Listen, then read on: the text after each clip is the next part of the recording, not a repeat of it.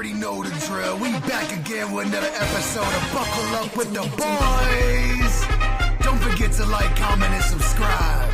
So strap on your seatbelts, cause it's all pedal to the metal from here. And without further ado, your amazing host, Drew, Billy. Welcome back to another episode of Buckle Up with the Boys, here with your host, DB, and host, Trevor Dinsmore. Trevor, how are you doing again on this? It's a little warmer Tuesday night, but still snow on the ground.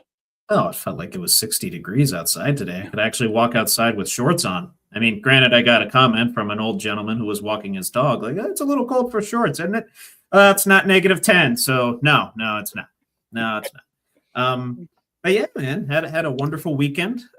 Went to my first outdoor hockey game, Penn State, Michigan State, hence the get up today. Unfortunately, Penn State did lose that game in overtime, but still pretty even game, 5-4.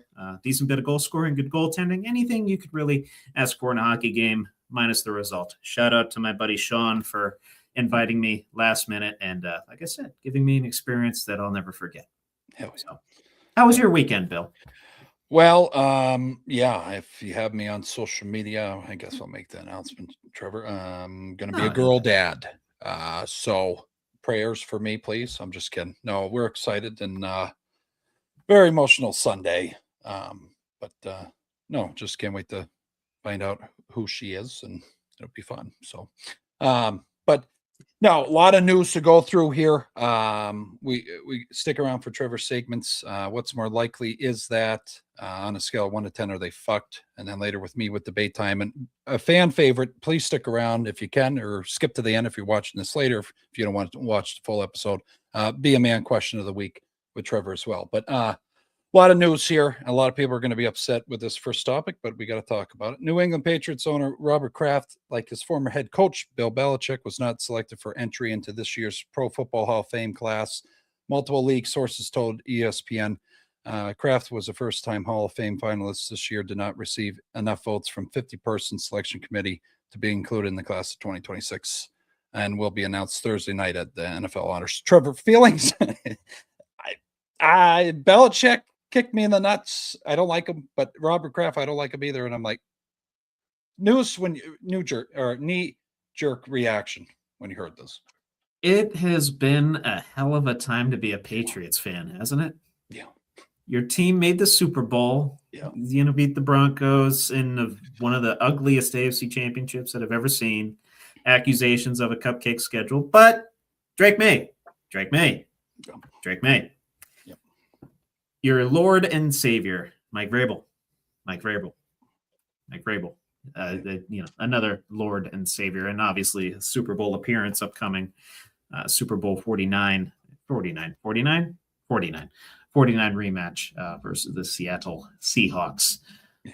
But your most legendary coach, and probably the most legendary coach in football history, some would argue, snubbed from the Hall of Fame. And arguably the most legendary owner in the history of the NFL, also snubbed from the Hall of Fame, both on their first tries, getting through to the eventual selection committee. What the hell's going on here? I have no idea. What are we doing? What are we doing as a society, as a football fandom, as a selection committee, as voters of people that ideally know football and know what qualifies you as a contributor to the game of football to be in the Hall of Fame? You have the guy that's won the most Super Bowls in history, and a 3-time coach of the year, and an owner that's been to, what is it now, 11 of the team's 12 Super Bowl appearances, or 10 of 11, whatever it is, whatever the number is. Right around there, yeah. All but one of the team's Super Bowl appearances. Dominant as hell since the turn of the century. Mm. I don't understand this. I don't know why, outside of, off the field type stuff, Mm-hmm. Obviously Belichick, we had the cop outs with the Deflategate, Spygate, shit like that. Yeah. Yeah, there's some cop-outs with Kraft that I won't get into right now. Right. You reference some of those cop-outs on a fairly regular basis when trying to make fun of the Patriots. But bottom line is these are two of the most legendary figures in the game of football, and probably the two most legendary figures in New England outside of Tom Brady that we're ever going to see. I'm bewildered. I'm bewildered. Not one, but two all-time snubs within the span of a week. Yeah. It's insane. Yeah. It's insanity. I'm at a loss for words other than the ones I've already said. Yeah, no. Shocked by this. I guess watched First Take or saw a clip from First Take.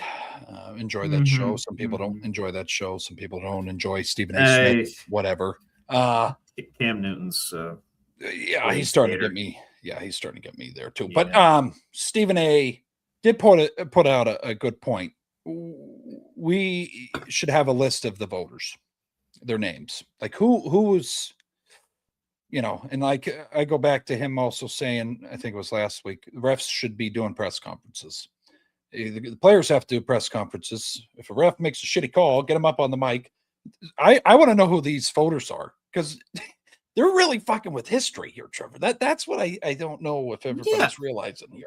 Yeah. And now these voters are going to have the notion and forever be known as the voters that kept out Robert Kraft and Bill Belichick in the same year, no less. In the same year.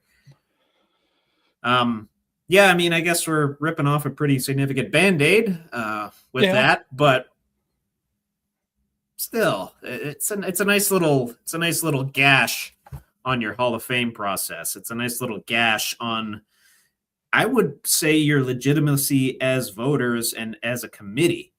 Correct. Leaving these guys off the ballot for the first time. I mean, if these two, if an owner and a coach were ever to be first ballot Hall of Famers, you'd probably pick these two guys. Yeah. If you're just a casual football fan, obviously, you know, we have bias that goes into that. But if you're just a football fan that just watches football, enjoys the game, and you had to pick two guys, coach and owner, first ballot Hall of Famers, who you picking? I would venture to guess two of the first people that come to mind are Robert Kraft and Bill Belichick. Yeah. I'll tell, just so people know. I don't know. It bewilders me whether. Yeah, go ahead. Yeah, no. I have more to say, but I'll let you go. Yeah, no. I'll say, if I was the guy in that room, everybody knows me and Trevor love the Steelers, I'm giving them the vote. Yeah. I know there's a lot of bullshit and scandal. Okay, but this tells me now, like, is Ben safe? Like that. Now my mind's going. Like, there's all these players that had some questionable things. Is Tom Brady safe? Is Tom Brady safe? Yeah. Gnarly. Yeah. And the concern is if they don't let Tom Brady in on his first time, I think this will become a joke. Yeah. We're talking maybe to the level of the Baseball Hall of Fame and the baseball writers and the anonymity of that and the double standards and everything that gets involved when we bring up the Baseball Writers Association and their process. Yeah. Might get to that level. Yeah. No. But just for the folks out there, some of the other finalists, players wise, that could have made it. I was just telling Trevor, senior finalists here, Roger Craig, Ken Anderson, and L.C. Greenwood. And then modern era finalists, Drew Brees, Eli Manning, Frank Gore, Larry Fitzgerald, Torrey Holt, Reggie Wayne, Jason Witten, Luke Kuechly, Adam Vinatieri. And then these three guys that people forget about, offensive linemen, Will Anderson, tackle, or Willie Anderson. I don't want to get that confused. Yep. Jariri Evans, Marshall Yonda, and then our defensive lineman, Kevin Williams and Terrell Suggs. So I'm okay if Terrell doesn't make it. Yeah. Other than that, I don't have any issues. Get Fitz in there. He should get Larry Fitz for get him in there, please. Just please do it. He's top 10 receiver of all time, if you ask me. I don't have the stats in the Rolodex of my brain, but I imagine he's top 10 in a lot of those. And obviously, made Steeler fans piss their pants with 2 touchdowns in Super Bowl 43. Let's not forget that. Also, Pitt guy. Yeah. But he was a model player, and he was all about community. And now these 2 guys don't make it. I'll be pissed. Or 3 guys: Drew Brees, Fitz, and Vinatieri. If they somehow don't get in this year. Oh, Vinatieri. Yeah, I'm surprised Vinatieri isn't already. That's what I'm saying. Made some of the most clutch kicks of all time. I know, didn't have.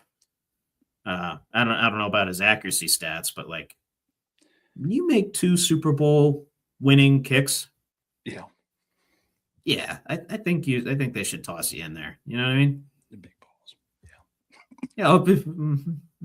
And there's only one other kicker in the Hall of Fame, correct? Is that? Holy crap! Is that Gary Anderson? Gary Anderson, Ray Guy for punter.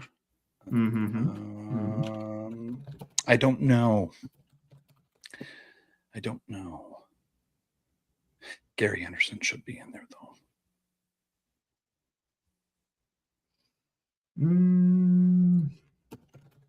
Yeah, let me see here. Yeah. Oh, Morton Anderson and Jan Stenrud?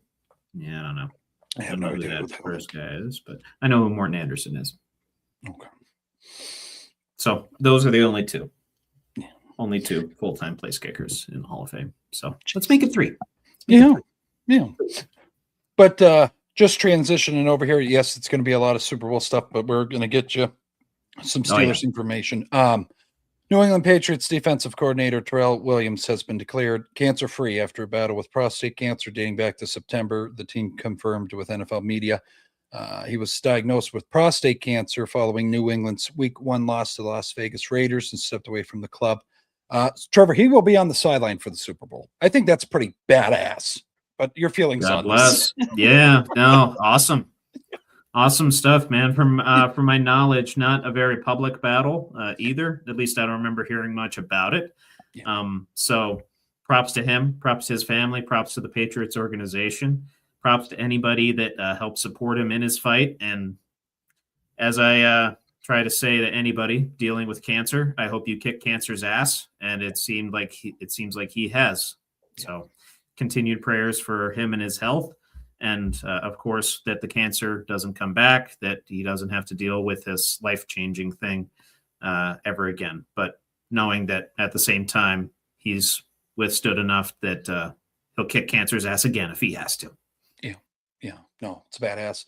So they'll probably talk about, maybe they will during the Super Bowl coverage. I would hope so. See him on the sideline. That's just going to be a cool moment for him and his family. But now transitioning away from Super Bowl for a minute here, Tampa Bay's disappointing finish to the 2025 season came with extra I don't know what the fuck that word is. Anyways, with extra drama, Trevor. Baker Mayfield and Mike Evans shared a field in the NFL. Are they going to share it again? Or was this the last time? So they're concerned Mike Evans might go to another team because his contract's up. Do you think he comes back, the Buccaneers? Or he's going to be a hot commodity. Oh, yeah. His contract's officially up at the end of the 2025 season. I believe so. Yeah, let me give that a quick look. What did he sign for 2 years? 41 mil. That was before the 2024 season. Yeah, it looks like he's a UFA. Yeah, UFA for now. Yeah. I think if you're the Buccaneers, you'd probably be pretty stupid to let him go. That's what I'm saying. I mean, type of franchise guy like that, type of connection that him and your quarterback have. I know he's getting up there, but I think you'd be doing the NFL, Baker Mayfield, your staff, and your fans. You'd be doing them a pretty big disservice in letting that guy go. Granted, it depends on what type of money he wants. Where he wants to be relative to some other receivers in the league. if he wants like Justin Jefferson type money, obviously, not that that's going to be a topic of conversation. I trust Mike Evans to kind of know where he's at, right, in terms of where he is in his career and statistically, hence why he signed the Prove It deal over those 2 years. But to me, I don't see him in another uniform. Okay. Yeah, I don't know who. Obviously, yeah, call him. Call his agent. Get a hold of him if you're other teams. See if you can acquire his services for the right price. You might have to overpay him a little bit, but if you want a veteran receiver like a Devontae Adams type, what he is to the Rams, maybe he could be that to another team with another young stud of a receiver and essentially, mentor that guy and also serve as a supplemental target to maybe a contending team. I would venture to guess he would want to go to a contender if he goes anywhere. Yeah. No, his chemistry with it's just shitty. He got hurt and then, yeah, he's Baker. Yeah, that's happened. That's Baker. He is. But yeah, no, we'll look to see what happens in free agency. I think this free agency is going to be crazy as all hell, like it was last year when me and Trevor talked about it. So we'll see what this spring brings in summer and where the hell people end up. But where we're ending up next year, though, NFL is going back to Madrid, Spain for regular season game next year. And also they have expanded. It was actually, as much as I talk shit on Roger, he gave a very good presser yesterday. If anybody hasn't caught that, talks about how he wants to expand the league more, how they expanded the flag football program over there as well.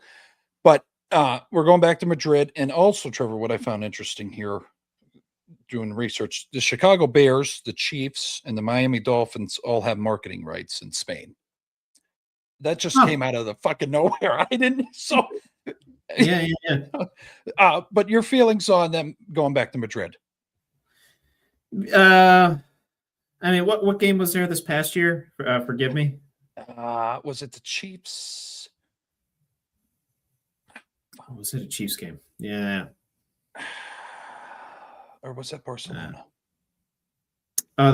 Still Spain. Yeah. It was the Chiefs and I want to say the Chargers. Was that? Was that Brazil? Or maybe that was Brazil. Nah, hang on.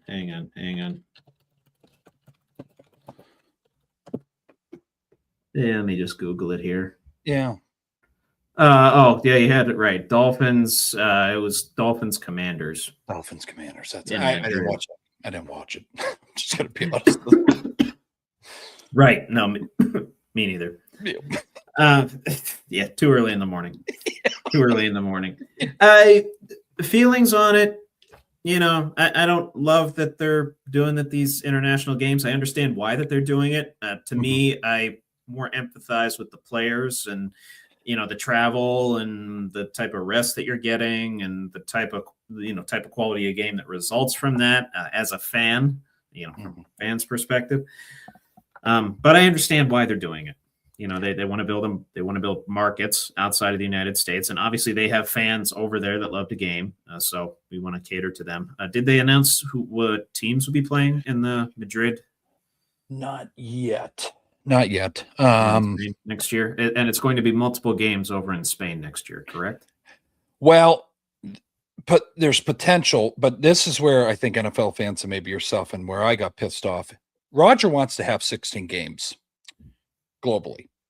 So he wants every NFL team to compete in a game in a season. Overseas. That's So I mean, I guess that solves you have an even amount of home and away games then.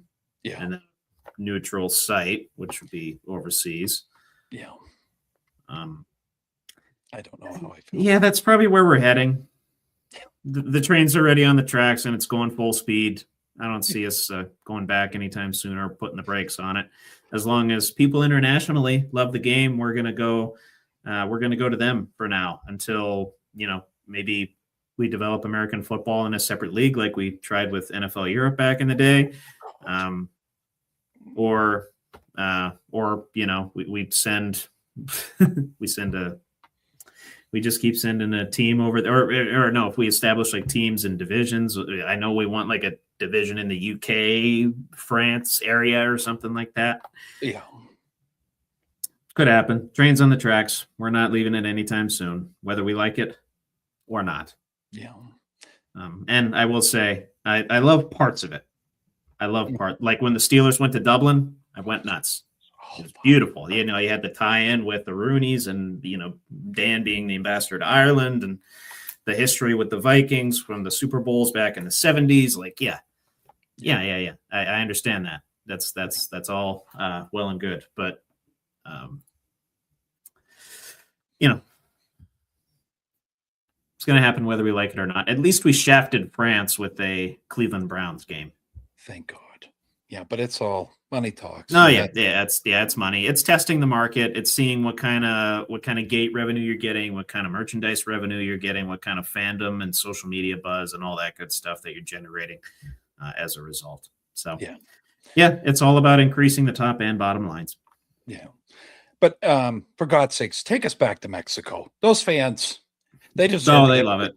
Yeah. Oh, get the Raiders down there, man. Yeah. The Raiders have like a huge fan base down there. The Latino community loves the Raiders. Yes. Hell, and they might be drafting Fernando Mendoza. I mean, come on. Yeah. Hello. Yeah. I mean, I know Mendoza's not from there, but like he's Hispanic. Yeah. So like, great tie-in. Oh yeah. But yeah, it writes itself, doesn't it, Bill? Yeah. No, it'd be good. There's so much shit you could do with that, and I hope they. Yeah, get us back down there. We don't got to go to Spain. I mean, Spain's cool, but I mean, and that's not as much of a travel either. You don't have to go across, 4 time zones. Yeah. 5 times, whatever it is. Right. We're watching games at 9:30 in the morning. It's like 2:30 over there. Come on. Yeah. But no, switching over here, coaching staff hirings and changes for the Pittsburgh Steelers. So just to give everybody a breakdown on what's going on here. Head coach Mike McCarthy, everybody knows about that. Me and Trevor talked about it. Special teams coordinator Danny Crossman, formerly of the Dolphins. Defensive coordinator Patrick Graham, who I'm fucking excited for. If you're not, you look into him, guys and gals out there. Offensive staff James Campen, offensive line Jahiri. I got to learn his fucking name. Jahiri Evans. He's the guy that was just in for the Hall of Fame, Trevor. As assistant. Oh, nice. Solid. Yeah. Good. And then Ramon Chin Young, running back coach, Adam Henry, wide receiver, and Tom Arth, we retained from last year that worked with Rodgers for QB coach. So, but yeah. Oh, and then Steve. God. Scarnecchia. Yeah. He's going to be hiring staff. So that'll be shout out to you, Steve. But anyways, no, exciting news with that. Feelings on the coaching staff so far, Trevor? Anything sticks out to you? I mean, Graham had a top 15 defense with the Raiders with Max Crosby, and that was basically it. That's basically it. Him and Christian Wilkins, that was essentially your defense. I guess Diablo.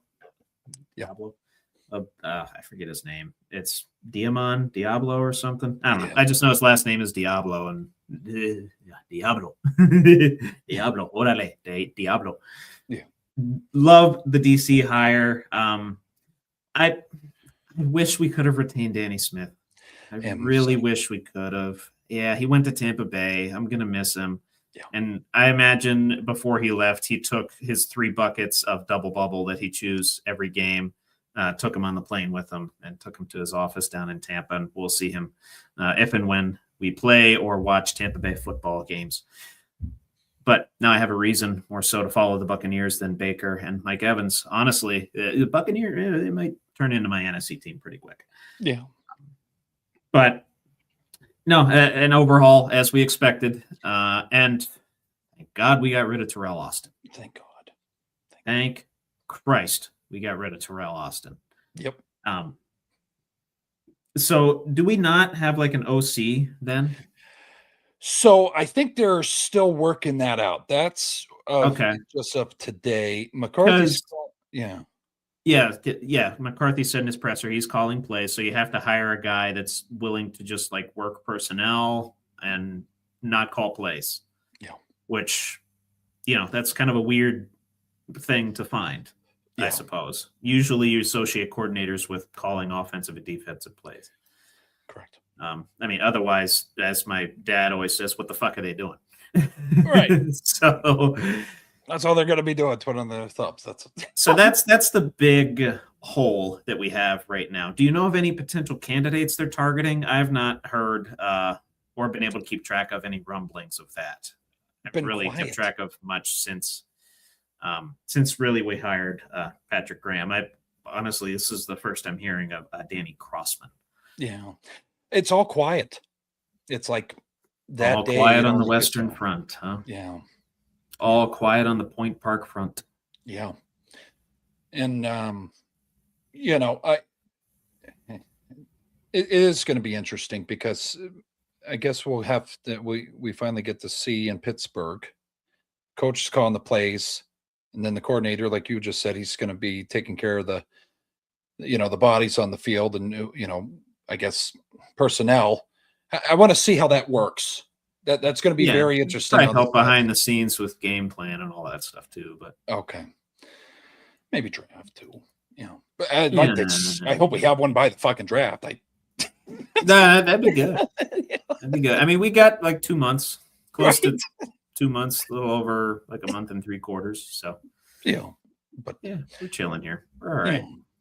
But no, just going forward there, just to lay it out for you beautiful people out there. But as well, we have some shots here from let's see here, we'll get it up from what the draft's going to look like down in Pittsburgh if you're going to be attending in the spring here. Yeah. So we have that shot there. So you can see the fans down there. These are just what the heck were they called, Trevor? Composite shots or something? Yeah, something like that. And let's go back to that one real quick, Bill, if you could. Admire the intersection of the Allegheny, the Monongahela, and the as it forms into the Ahia. Okay, just admire that for a little bit longer. Take a screenshot. Go to the NFL's Twitter page. Save the photo. It's a beautiful, beautiful rendering of the most beautiful city in the world. Yes, I'm a little biased when I say that, but it's damn true. Okay. The bridge is over there. It looks nice. But Mm-hmm. And then I guess this is going to be the kind of stage look here. Me and Trevor were looking at it before. Here's the stadium in the background for you guys. And then what else do we have for the stage? I think that looks pretty badass. I'm not going to lie to you. That's a little biased. Nice. But that's not, I honestly like the font, and if those are like true to what's going to be at the draft, it's a little bit of a switch up from the traditional Arial ×2 Roman, if you will. Yeah. Kind of cool. Yeah. Kind of cool. Yeah. No. But here, I'll just remove this here and then I'm going to switch this back. But no, just some comments here from Dan Rooney, Vice President of Business Development and Strategy for the Steelers. We are excited by the NFL release of renderings for the 2026 NFL Draft and appreciate the teamwork and hard work of all the workers involved in making this dream come true for my family and Steelers Nation. So, hey, I'm all about it, man. I don't know how you feel, Trevor. I'm ready. I'm ready for it to be here, man. Yeah. And that's not just because by the time the draft comes, my busy season will be over. Right. But also, the draft's in Pittsburgh. Correct. How often is that going to happen? I'll be in my 50s or 60s when that happens again. Right. So, hell yeah, it's going to be a hell of a time. Pittsburgh's going to be packed. I'm probably going to be fitting like 8 or 9 people into my 1-bedroom apartment because they don't want to pay for a hotel, but they still want to be down here for the draft. So, by all means, as long as you're comfortable sleeping on a floor and maybe an air mattress, but otherwise, once in a lifetime, potentially twice in a lifetime thing. Yeah. All about it. Can't wait. Yeah. And they are going to be releasing for all the fans out there. You'll probably get news from somewhere else besides me and Trevor, but additional details regarding fan entry points, transportation operations, and event logistics will be announced as draft week approaches. So we'll get more information. Also, if you are looking to buy tickets or register for tickets, NFLDraftPittsburgh.com is where you can go to do that. And they're expecting, so don't wait, people, between the April 23rd and the 25th, 500 to 700,000 fans filling up Pittsburgh streets. So don't wait on it if you plan on going. When does it say when tickets go on sale, Billy? When did tickets go on sale? I gotta check out that website. I don't think No, they did yet. I don't think they did. What is that website? And, here I can say again. Oh, NFL Draft Pittsburgh.com. NFL Draft Pittsburgh.com. Let me go on that right now.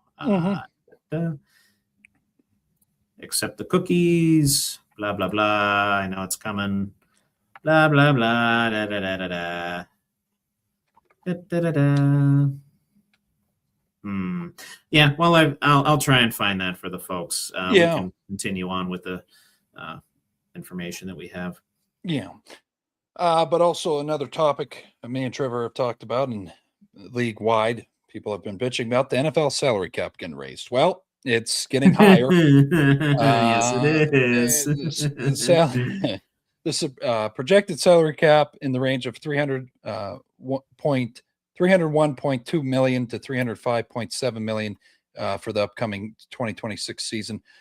So it was 279 in 2025, Trevor, and then just to go farther back, 3 years ago in 2022, it was 208.2 million. So every year it's slowly climbing.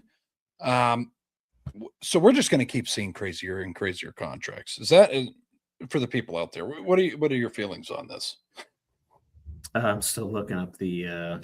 Still trying to figure that out. We might have to just send that out in a separate post because that's all right. You seem to be burying it somewhere. Repeat that again. The kind of the main points for me, Bill. That it's going up by like 40 mil. Is that what I heard? Yeah.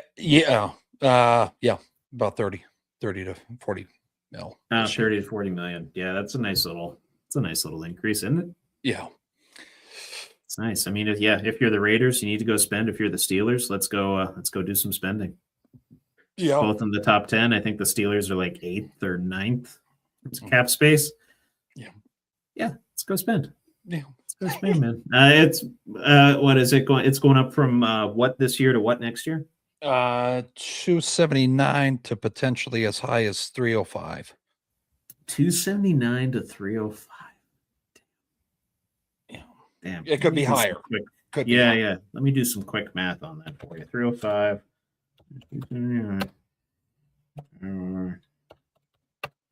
That's a little less than 10% increase. Yeah. Pretty big. Yeah. It's more than matching inflation. I hope. I don't have the inflation data in front of me, but right. And if you're in New York, fucking that tax. They tax you out there. They tax you for driving in the street and walking in New York. Right. Never move there. Ever. Nice to visit, but I want to leave after like 3 days. Yeah. That'll always be the case. Yeah. But Yeah. Quite the big jump. What did it jump from last season? Didn't it only go up by about, I think it was 15 to 20 mil? 15 to 20 mil. And then they only show data here from 2022, and that was 208. Okay. So we've gone from 208 in 2022 to up almost 100 million. Yeah. In 3 years, 4 years. Yeah. I guess those overseas games are paying dividends for the NFL, huh? Yeah. Owners got more money to spend. Yeah. And people like you and me buy shit. Yeah. They buy jerseys and tickets and watch the games on NFL Plus. Yeah. It's beautiful. We're feeding the machine, Bill. We're feeding the machine, and the machine grows stronger and stronger and stronger every single day, week, month, year, decade, so on and so forth. Yeah. No surprises here other than just the volume of the jump. Yeah. I mean, you'd sign a franchise quarterback for that amount of money if he really tried. Yeah. $40 million a year. Yeah. So I just want to thank every Steeler fan out there that bought anything Steeler wise for signing TJ, because really you're the one that's honestly.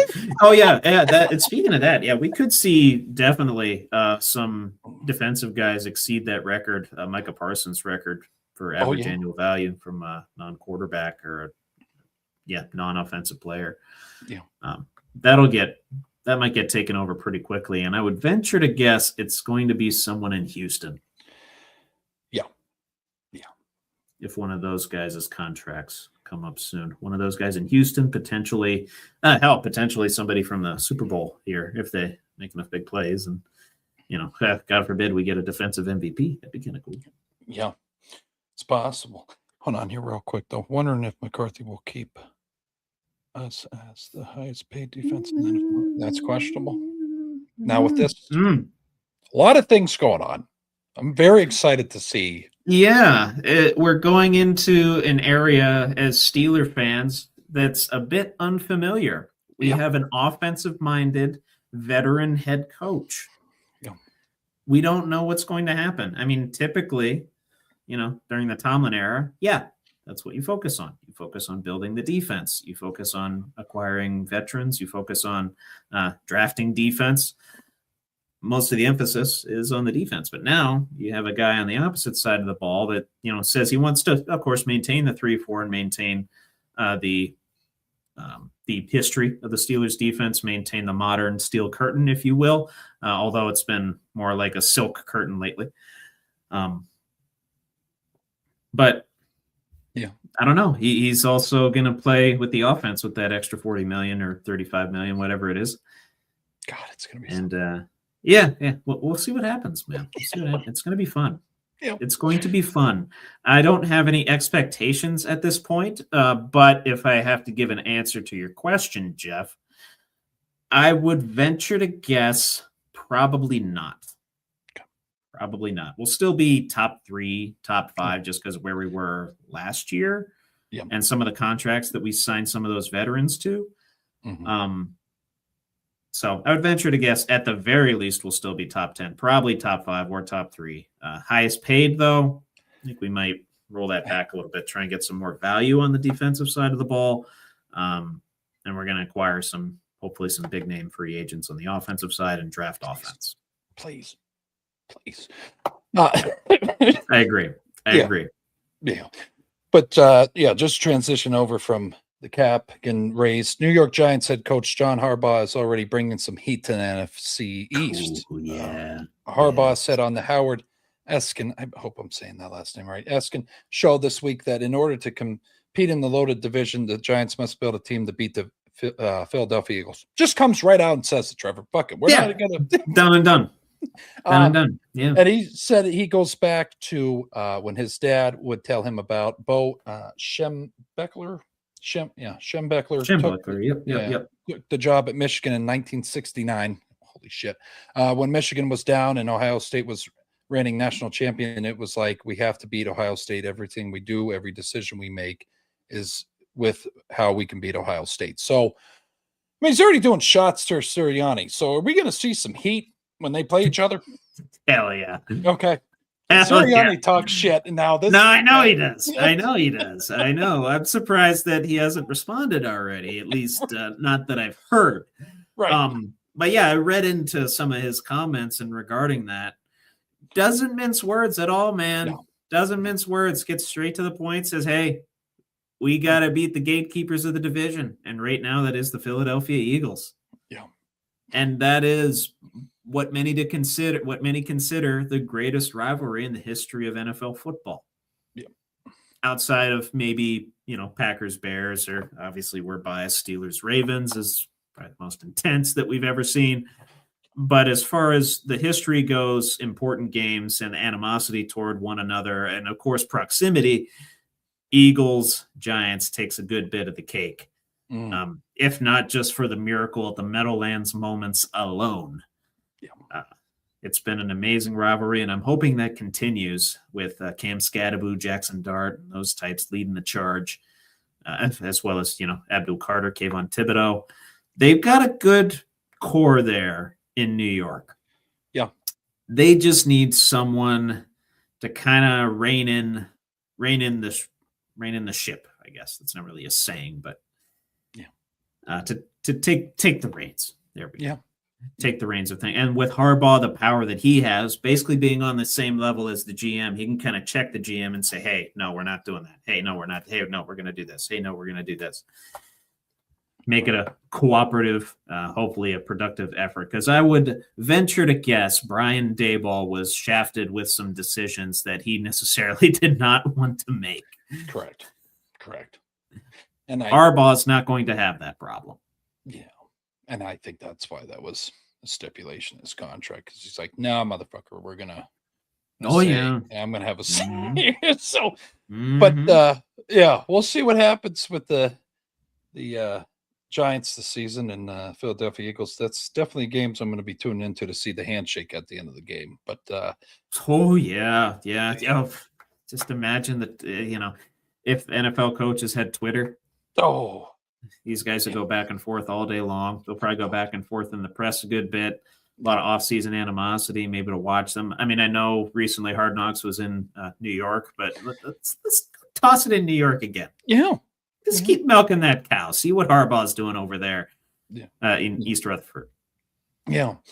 But no, and then switching over to a little bit of Super Bowl before we go to what's more likely with Trevor here.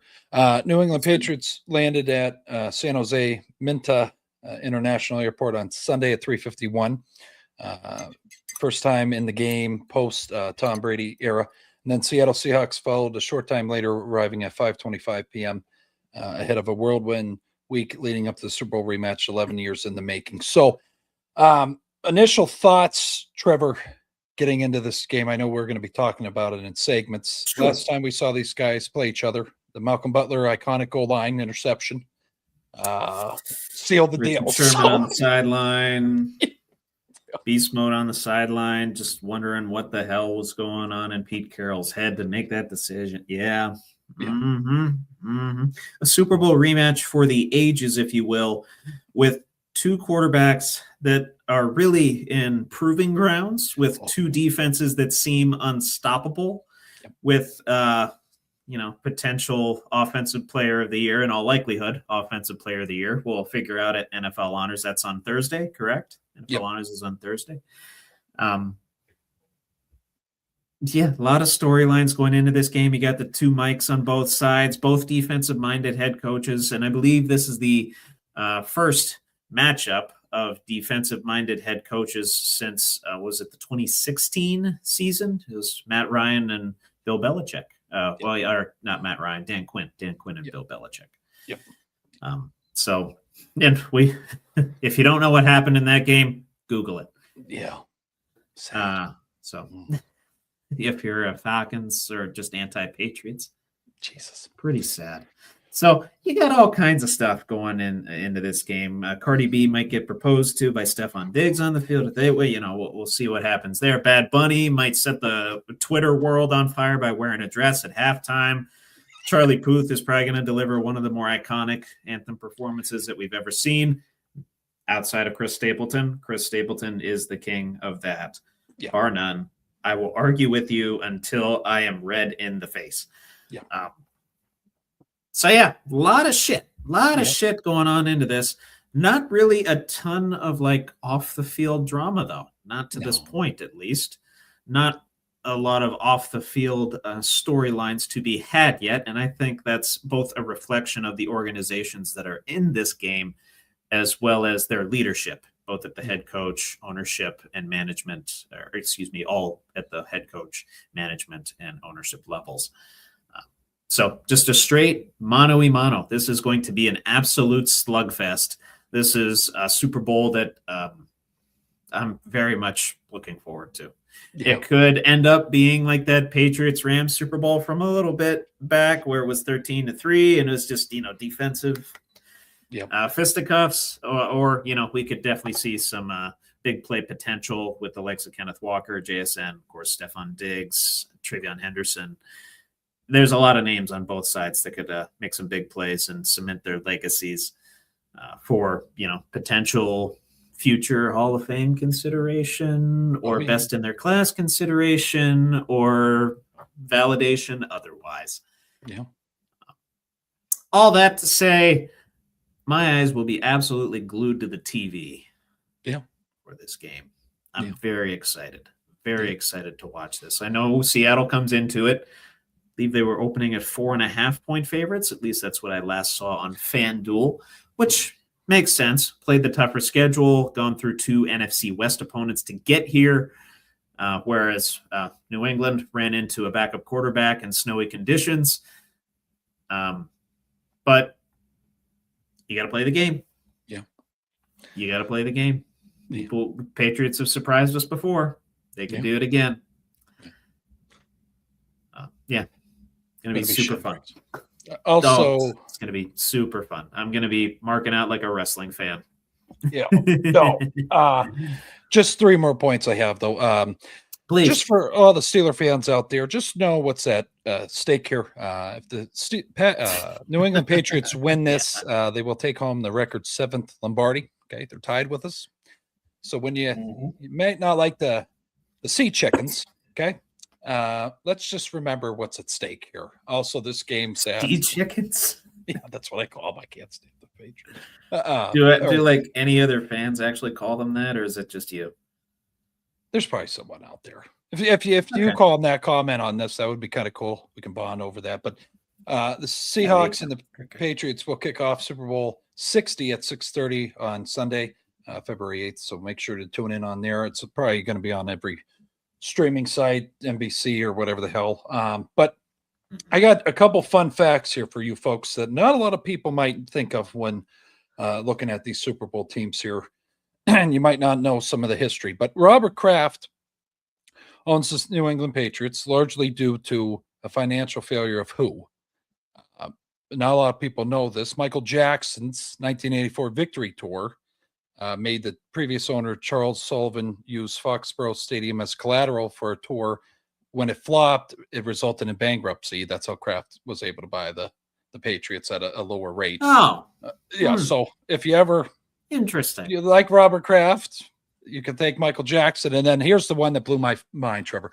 In 1991 NFL draft, the Seattle Seahawks passed on selecting Brett Favre, choosing quarterback Dan McGuire in the first round, 16th overall instead. Then head coach Chuck Knox preferred Favre, but ownership pushed for the 6'8" McGuire, leading to a significant internal tension and disappointing career for the pick.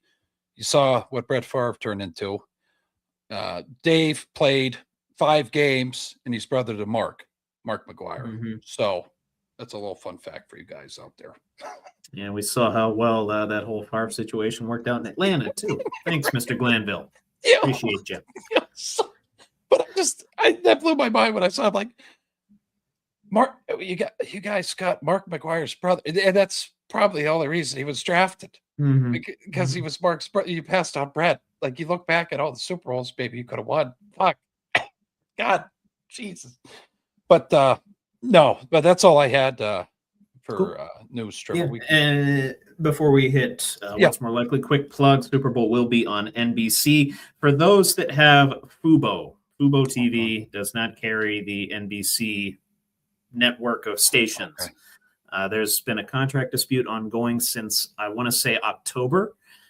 And I know this because I haven't been able to get my Sixer games since then. So that's how she goes. So you'll have to get Peacock or Hulu plus Live TV, Sling, YouTube TV, one of those other TV subscriptions outside of Fubo. So if you have Fubo, either consider switching or just get Peacock for a blip and watch the Super Bowl. Yeah. No, but we'll go over to what's more likely. No, that's good shit because. Yes. We didn't have ESPN on YouTube for like 2 weeks, and I'm like, what the fuck, So sorry for all the football guys out there. What, Peacock's only how much, Trevor? 10? I think it's $10.99 a month. If you want to watch the Super Bowl, it's worth it. Yeah, I would say so. Yeah, just pay it one time. You can. The nice thing about Peacock, you can just cancel. Done. Right. Like after Notre Dame gets done playing. I always cancel it for 8 months. Yeah, but all right, we'll go over to what's more likely here. Oop. Oh, yeah.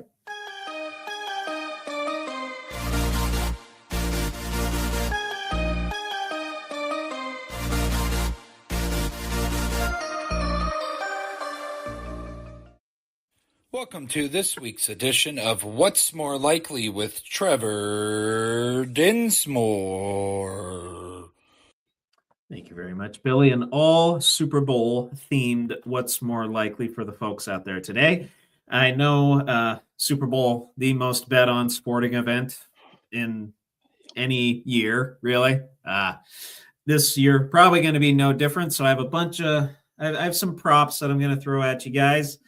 And I'm going to have some just some kind of one off the beat type things I'm going to throw at you too. It's going to be a nice little concoction for you all to ponder as we go into this sports betting phenomenon that is Super Bowl 60. More likely prop to come true. Both quarterbacks combined for less than Tom Brady's Super Bowl record 505 passing yards. Or the two top Patriots pass catchers combined for less yards than Jackson Smith and Jigba. Oh. Well, I know Stephon does not have a touchdown against the Seahawks in his career, and that's 5 games. Mm-hmm. I'm going to have to go with the latter. You think so? Yeah. Mm-hmm. You think Seattle's secondary too good? Or is it Drake May in the big moments? Or is it a combination of both? And I like him. I fucking hate that he's a Patriots guy. Drake May. Yeah. I think the moment might be too big. That's why I'm a little worried. Yeah. I think they will. I think it's going to be You think there'll be some big plays to beef up the passing stats? Maybe Darnold hits Rashid Shaheed again for like a 51-yard bomb or something. Jackson Smith, I think, breaks off a 60-yard plus. Okay.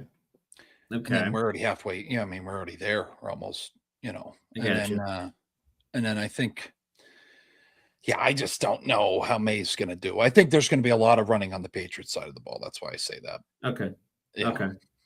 Yeah. That's fair. But you have faith enough in Darnold to, step up, boost the passing total. And then you think Drake May in desperation gets a shit ton of passing yards combined for more than the 505?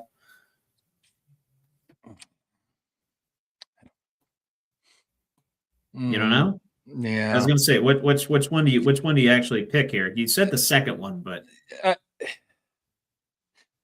fuck it, I'll go with the first one.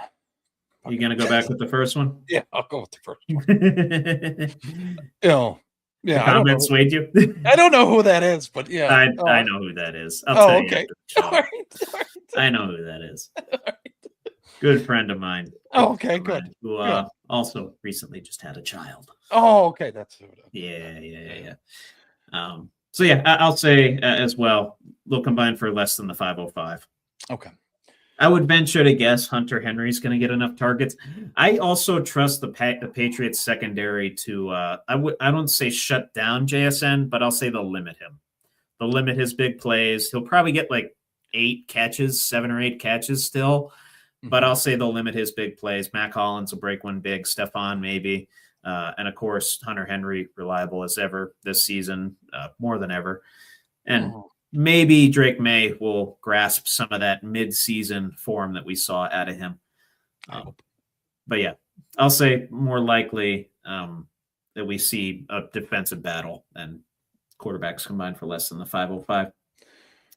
More likely that we see a Super Bowl MVP on the defensive side of the ball, or someone that sets the Super Bowl record for rushing yards, currently held by former Redskin Timmy Smith. Super Bowl 22 had 204 rushing yards behind an offensive line known colloquially as the Hogs. Yeah. Probably got to go with the first one on that, Trevor. You think so? Yeah. Who's going to be defensive MVP then? Who do you think? You got Lawrence on that side. You got that, what's his name? That corner for the Patriots that had like 2 picks recently. Yeah, what the hell's his name? Shoot. Yeah, let me search that up here real quick for you, Bill. Before the only way we would see Tim Smith's record get broken, there would have to be a significant injury on the defensive line on either side. Yeah, that's okay. That's a good call out. That's of course, Eamon Worry on the Seattle side. Marcus Jones, I think, is the guy I'm trying to think of. DeMarcus Lawrence is up there as well, 100-1 odds. Yeah, I could see him. But you got, what is it, seven guys as favorites before you get to the first defensive guy. That's DeMarcus Lawrence at plus 10,000. Damn. Which, I mean, his prophecy came true as soon as he left Dallas. Yeah. He's in a Super Bowl. Yeah. Good for that guy. Nah, I got to go with the first one there. I don't think we'll see that get broken this time around. Okay. No. And as I recall, if you'll answer this question for me, Bill. Yeah. And just verifying, who was the last MVP on the defensive side of the ball? Last Super Bowl defensive MVP? Oh, shit. It's a pretty obvious answer, and you might kick yourself for it. Could you team? That'd probably be a giveaway. I can tell you that it happened. Oh, Von Miller. Von Miller. Yeah. Okay. Okay. Jesus. Okay. I can't believe that took. I was gonna say I couldn't really give hints without giving it away because it's like a niche answer. Yeah. Yeah. But I'm with you. We see a defensive Super Bowl MVP. Maybe somebody runs a pick back, or fumble recovery for a touchdown. Somebody gets a shit ton of sacks, bunch of tackles for loss, a couple fumble recoveries. If it turns into a turnover type of game, who's forcing those turnovers? And if they're scoring off of those, like directly off of those turnovers, that could sway some of the voters if the quarterback play isn't as what we expect it to be, isn't up to par. And as well, if, we get shutdowns on both sides in the run and pass game. Right. If we get one of those like 13-3 type games, we could easily see that. Mm-hmm. But more likely that we see speaking of defense, more likely that we see a defensive touchdown from each team, or someone in either defense records 3+ sacks individually. Oh, I could see that first one. Both teams get a defensive touchdown? Uh-huh. Oh, okay. Yeah. I like that. I like that thought. I was thinking the same thing. Is that a bet?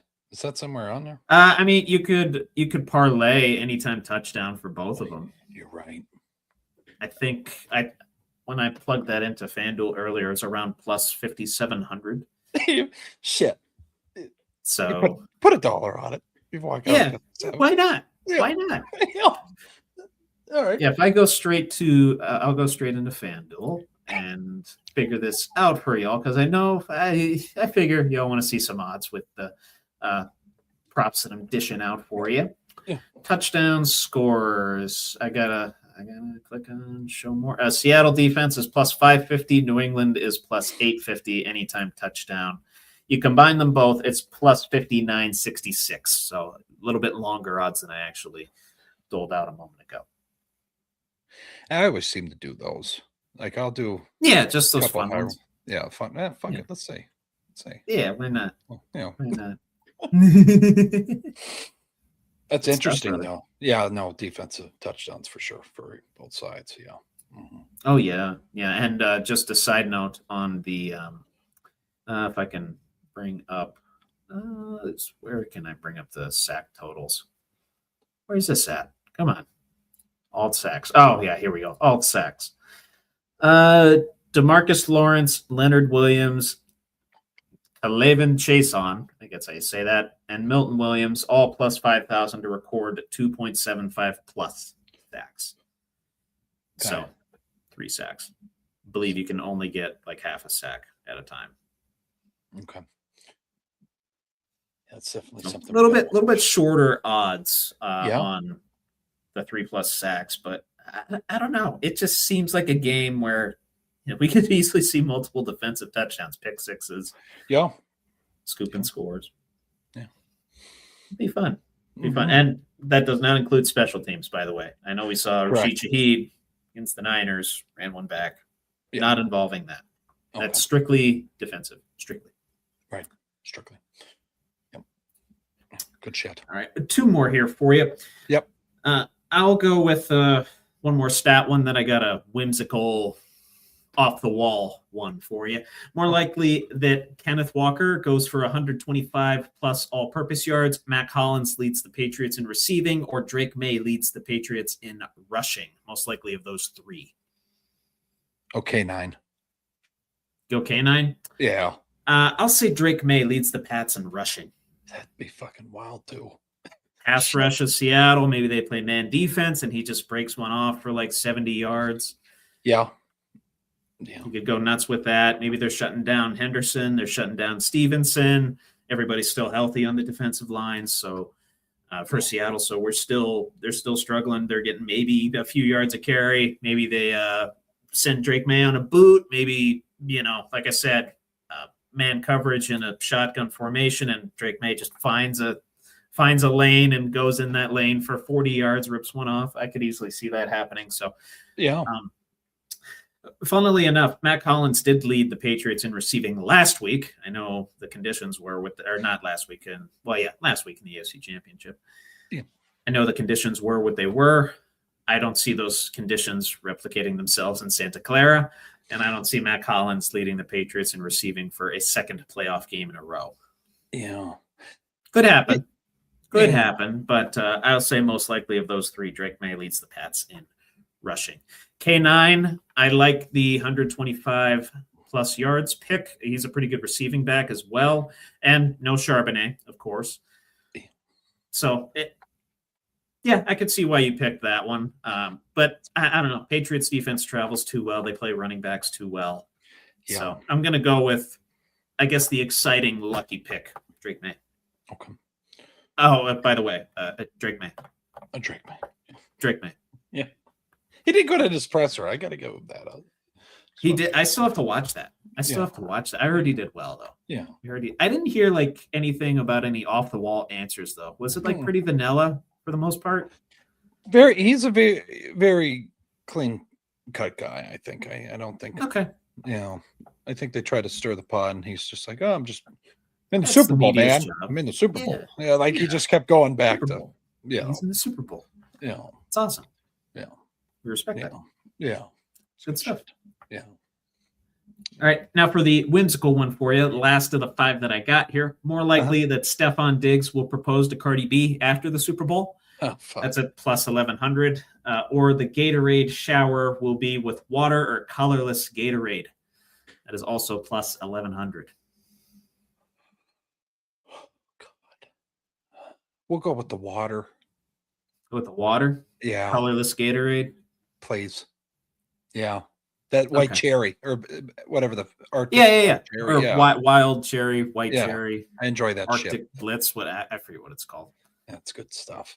They have that on the sideline. Yeah, it's wasteful, but I do love that flavor. It always is. Whether the Gatorade's green, orange, purple. Yeah. But I can't. I'll take a break off social media till this show on Tuesday if that fucking happens with him and Cardi B. Cardi B? Yeah. No. Oh, there was all kinds of props about, Cardi B wearing a Stephon jersey, Cardi B being shown on camera, Cardi B being a guest appearance in Bad Bunny's halftime show.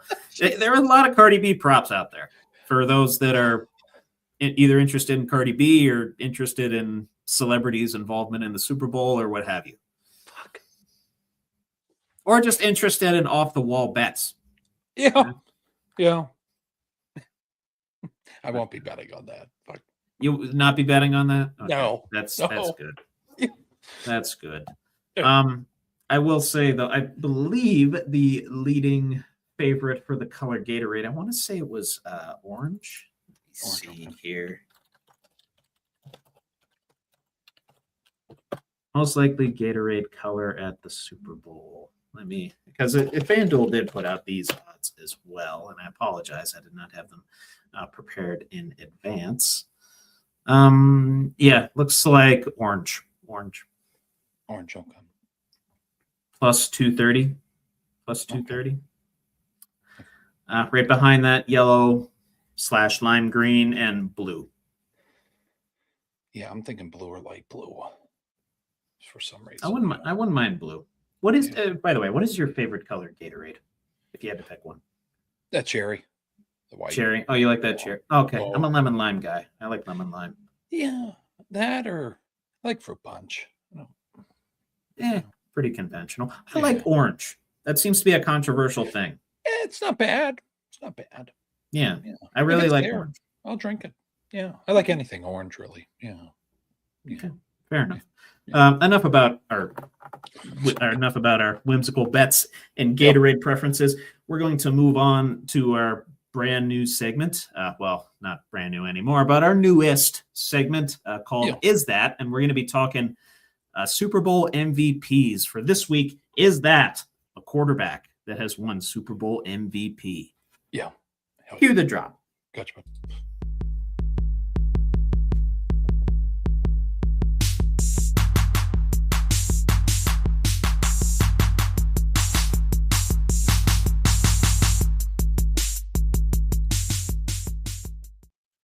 Is it what? Is it who? Is it he? Who's it? Who? They? She? What? I don't know. What is it? Is it? Is that? Is that? With Trevor and DB. Just feel the equations going through my fucking brain. That's my what my hands were doing. That's how that intro goes. Him, who, him, how, bow. It's good shit. No, like a third base coach, you know. I love the Howard thing. Every time I watch that movie now, I'm like, fuck. Oh yeah, he's amazing. Yeah, amazing. Yeah. Who's ready to let the dogs out? Yeah, it's a fucking bad person. It's called a satchel. It's so good. I can feel it coming in the air. It's good. Anyway, is that a quarterback that has won Super Bowl MVP? Yep. We'll start with hopefully the easiest one on this list, Ben Roethlisberger. No. Who were the MVPs of those Super Bowls? The smiling, beautiful man, Hines Ward, knock your teeth down your throat and then smile. And then Santonio Holmes likes his grass, but God, he can put those feet down in the end zone. Yeah. He likes the grass. He likes to put the feet in the grass. Yeah. Joe Flacco. Yes. Yes, he has. Yeah. Yes, he has. What was it? Super Bowl.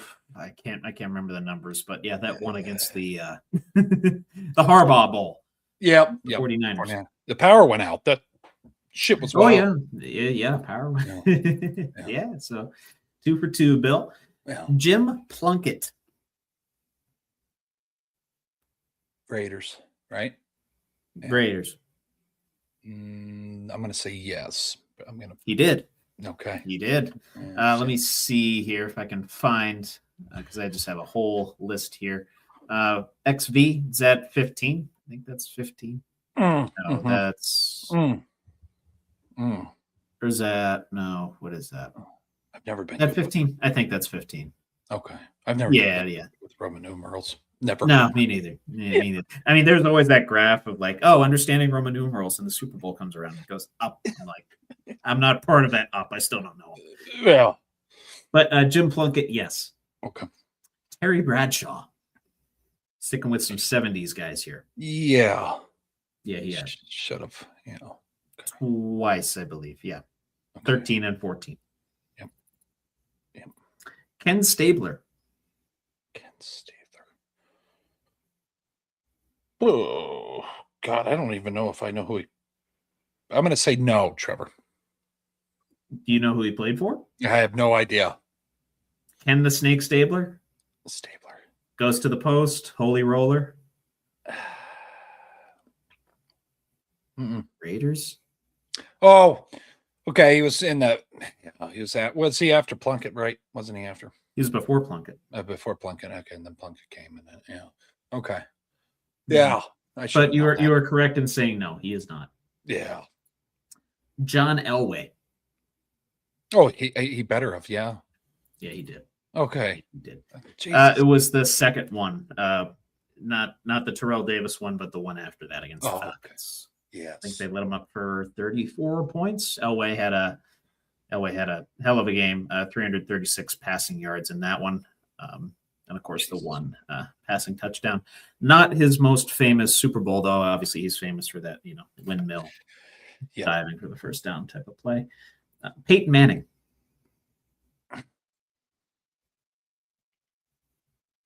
He did with the Broncos. Yes. Not with the Broncos, with the Colts, With but the I will Colts. give it to you because you said yes. Okay. Yeah, with the Broncos, you just said it a little bit ago. Vaughn. Yeah. Oh, Vaughn. What the fuck? Yeah, I thought. Yeah. Jesus. Yeah. You are 7 for 7. Yeah, I think it's going to go downhill, though. Anything. It's going to go. Maybe. I got some tougher ones here. I gave you some softballs there. Yeah. Dan Marino. No, never got back. It's a shame. Nope. Faced Joe Montana in that one, and couldn't do it. Dolphins only scored like 16 points in that game.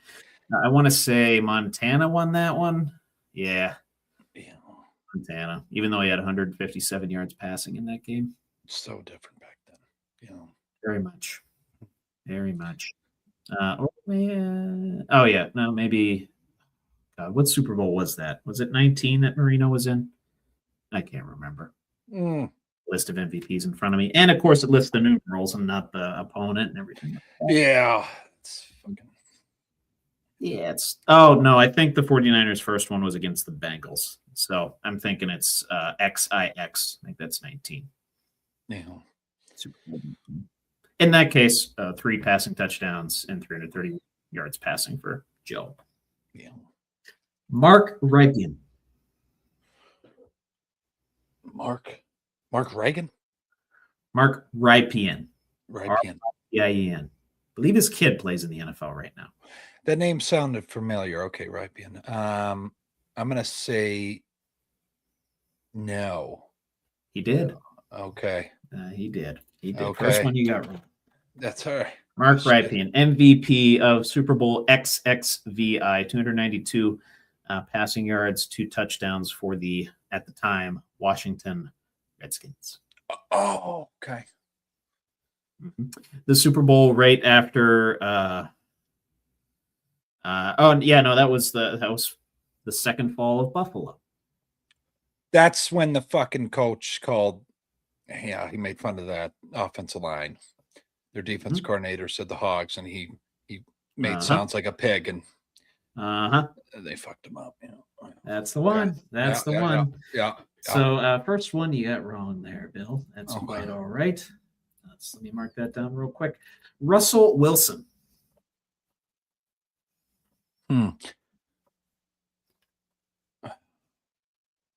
Yes.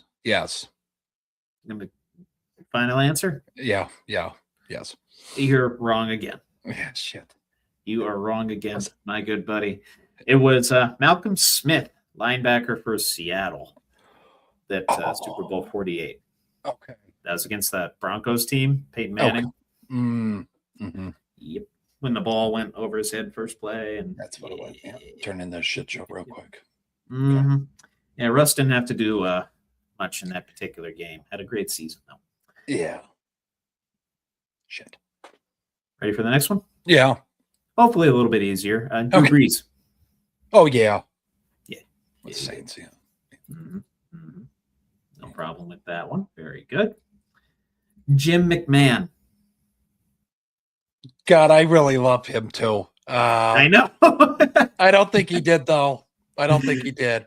He did not. And if you can name that MVP from Super Bowl 20, I'll give you a kiss on the lips next time I see you. Not actually, though. Maybe on the cheek. Was it the fridge? It was not the fridge. Defensive guy, though, by the name of Richard Dent. He just passed away not too long ago, right? Wasn't that? I believe you're correct. Yes. Okay. Yeah. Fuck. You're correct. Richard Dent. Oh, the defense. Yes. Yeah. Oh, God. Yeah. Absolutely. Yeah. Joe Theismann. Because I thought, didn't Doug Williams come in for him? So no. You'd be correct in saying no. John Yeah. Riggins was the John MVP Riggins. of that Super Bowl that Okay. Theismann was in. Okay. Was it Super Bowl 27? 27? Okay. Or no, excuse me, 17. Super Bowl 17. Okay. So correct in saying no. Old Dolphins quarterback Bob Greasy. Yeah. He did not. Okay. Was he No, he did not. undefeated guy though, right? He was undefeated. Yeah. Okay. Mhm. Okay. Just to get Mhm. the timestamp. Okay. No, I got you. You can probably guess one of those MVPs from one of those Super Bowls. The other one, I didn't even know his name, if I'm being totally honest with you. Okay. Super Bowl 7 and 8. You have any guesses who the MVPs were? God, no. That's too far. A famous fullback? Famous mustache? A famous mustache. Larry Zonka? Oh, Larry Tongue. Okay. And Jake Scott, safety, had 2 interceptions in Super Bowl 7. Jesus. This one might be a bit challenging. Brett Favre.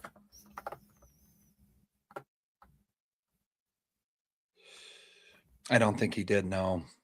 He did not. Do you know who did? Driver? In the right ballpark. Or no, Sterling. Closer. Shit, I don't know then. Punt returner. Kick returner. Had a 99-yard return for a touchdown in that game. Currently a college game day analyst. Big Michigan guy. Oh, shit. It was Charles Woodson. No. No. The other big Michigan guy. Shit, I don't know. Desmond Howard. Desmond Howard, okay. Desmond Howard. Damn. I know Brett didn't. I know it. It's a shame. It's a shame. But Phillip Rivers. No, he never got.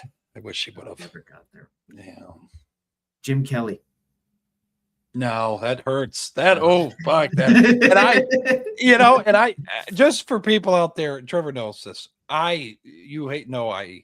Everybody knows I hate the Bills. But I love fucking Jim Kelly.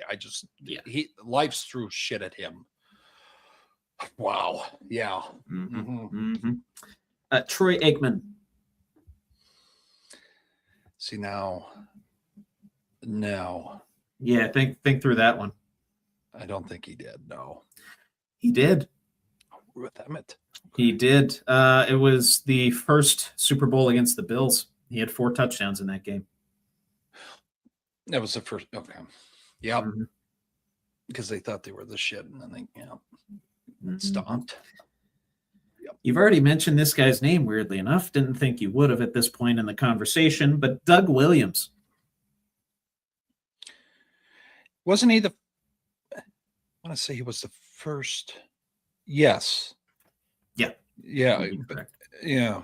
But he was, Trevor, if I'm not mistaken, the first black quarterback to play in the Super Bowl, right? Or start the Super Bowls. There was something. I believe so. Okay. Correct. Yeah. But yeah, he threw for 340 passing yards and 4 touchdowns in that game. He went the fuck off. Super Bowl 22. Super Bowl 22. Yeah. Then last but certainly not least, this actually might be the easiest one on the list because of memory, Aaron Rodgers. Yeah. Yeah, he did. Yeah. With the championship up. Oh, fuck. It's still in my brain. Yeah. It's still in my ear. It all came back. The Sharks are swimming. Yeah.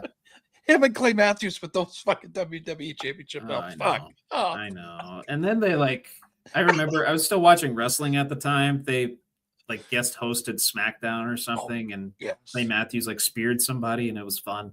Yeah. I went nuts because oh my God, football players in wrestling. Oh my God. Yeah. But then I remembered, oh crap, it's them. Yeah.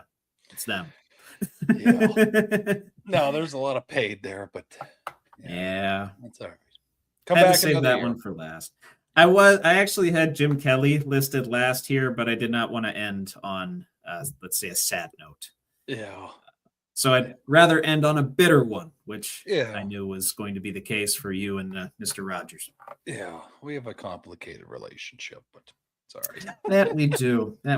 Threw for 3 touchdowns and 304 yards. Super Bowl 45.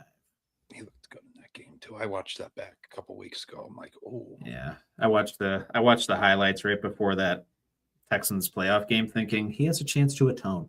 yeah, His chance to it, but then what happened. yeah. But yeah, that's all I got for this week's edition of Is That? Yeah. And hopefully Billy will be back next week for another wonderful post-Super Bowl-esque topic for us. Yeah. No, it'll be interesting. It'll be interesting shit. But Oh, on a scale of 1 to 10, right? Yeah. On a scale of 1 to 10. Yes, sir. Yes, sir. Okay. Sorry, I didn't really. No, you're right. Yeah. On a scale of 1 to 10. Right now. Go ahead. Have fun. I always forget.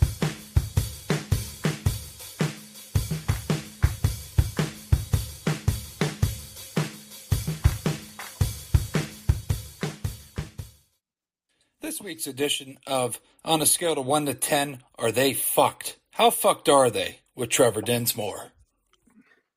Gracias, mi hermano. We discussed this topic a little bit ago.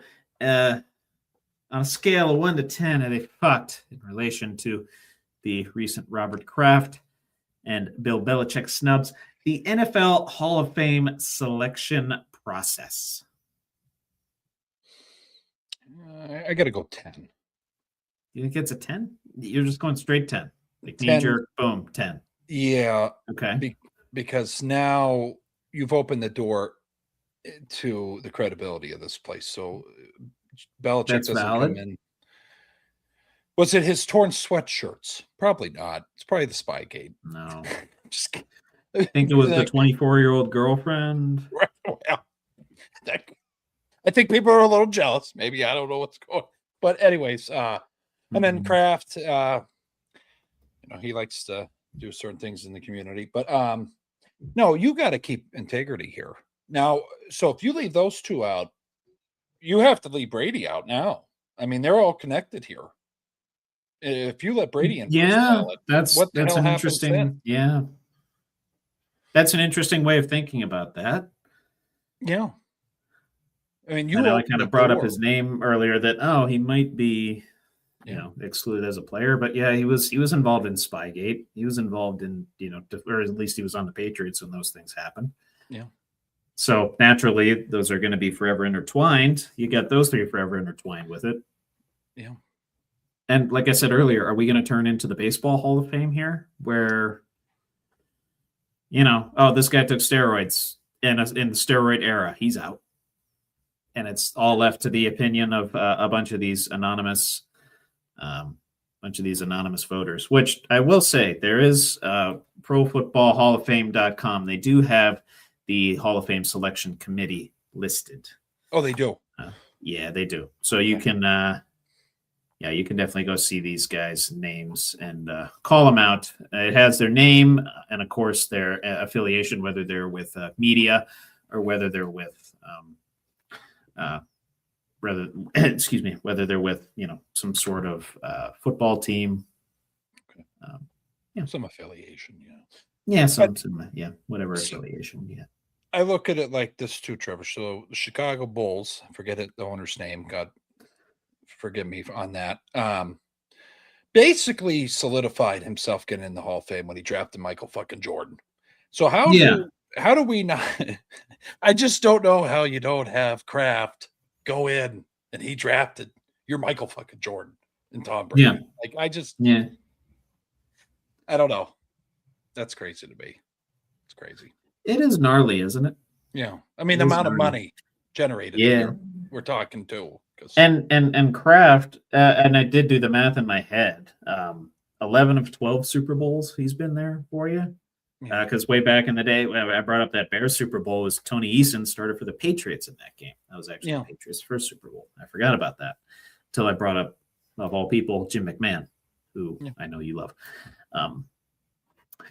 But yeah, it's an interesting process. So they go through a bunch of segments with it, right? They have a list of all these names, and they get it down to 20 finalists who this group of 50 on the selection committee picks from, right? And you got to get 80% of the vote to get in. Ideally, you want 4 to 8 members.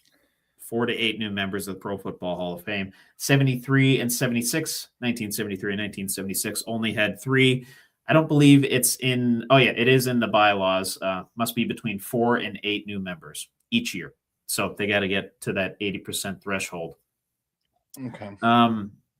Yeah. So, and of course, they have a seniors blue ribbon committee. What are those other? They have other couple committees. I can't remember. Yeah, contributor blue ribbon committee. I think there's a couple of other committees to get guys in that have been retired for a while. Like I think you said, LC Greenwood and those types of folks. Mm-hmm. What was the name of that committee? Yeah, it's like a Legends committee or something. The senior. Senior. Thank you. Yeah, thank you. Senior era finalist. Senior era committee. So, yeah, you get it. You get it all down to 20 players, and that's what you vote on. It's very lucrative, very interesting process that goes into it. So we're potentially talking about, reconstruction with this selection committee, reconstruction with all the potential committees really. Seniors blue ribbon committee, coach blue ribbon, and contributor blue ribbon committee. There we go. Oh, holy shit. Some news in the comments. Patrick Mahomes. It is not Patrick Mahomes. Patrick Mahomes' dad, who notorious for his legal troubles. Oh, Jesus. There. Yeah. More of those. So there you go. Job. So yeah, I mean, I don't know. Yeah, sure. I'll put it at like an 8 for right now. It's a bit of a knee-jerk reaction in leaving out Kraft and Belichick. And of course, all the talking heads are talking about, we need to hold these committee members accountable for this. And what are they voting on if they're not voting on the success of the organization during these respective guys' tenure there, or their contributions to the game, whether as a player, coach, owner, management, what have you. Yeah, it's I don't know. Interesting times that we're living in that, I didn't think we'd be talking about, again, the NFL Hall of Fame in a potential tandem with like the Baseball Hall of Fame in terms of legitimacy. Like people question the Baseball Hall of Fame all the time. But I will say at the very least, you have the committee members listed on the Hall of Fame website. You can go hold these guys accountable for their voting. Now, granted, it's not public, of course, who voted for what, right. But still, it's something to think about. Yeah, something to think about. I'll put, I hate doing this within your segments, but a question within a question. But so I'm seeing these 3 senior guys. So Roger Craig, Ken Anderson, and LC Greenwood. I'm guessing they really want to get these fuckers in. So we're already at 3. You can't have Drew Brees not make it, right? His first time. Right. Are those 3 are voted in officially? Is that? Well, I'm wondering. Or would they? Yeah, they're senior guys. I'm wondering, like, oh fuck, hey, maybe we should get them in before they pass away or something. I don't know. So you're already at 4 there. Larry's probably 5. I just don't see these other guys. There's still room for Belichick and Kraft because we're at 5. Yeah, you'd be at 7. Yeah, you'd be at 7. Torrey Holt if you want to. Fuck it, you're at 8. Yeah, greatest show on tour. You kidding me? Yeah, you're right. Probably the greatest receiver in the league during his prime. Right. I would argue. Maybe him. So you're still there. Honestly, him or Isaac Bruce, you could have in that conversation. Oh, yeah. Hell of a tandem. Mm-hmm. But I just posed that to them. You had room. Yeah. You did. And it's not like, I don't know. Yeah, they're technically meeting the mandate, but like, it's interesting. It's very interesting. This process is being called into question big time now, pending the results.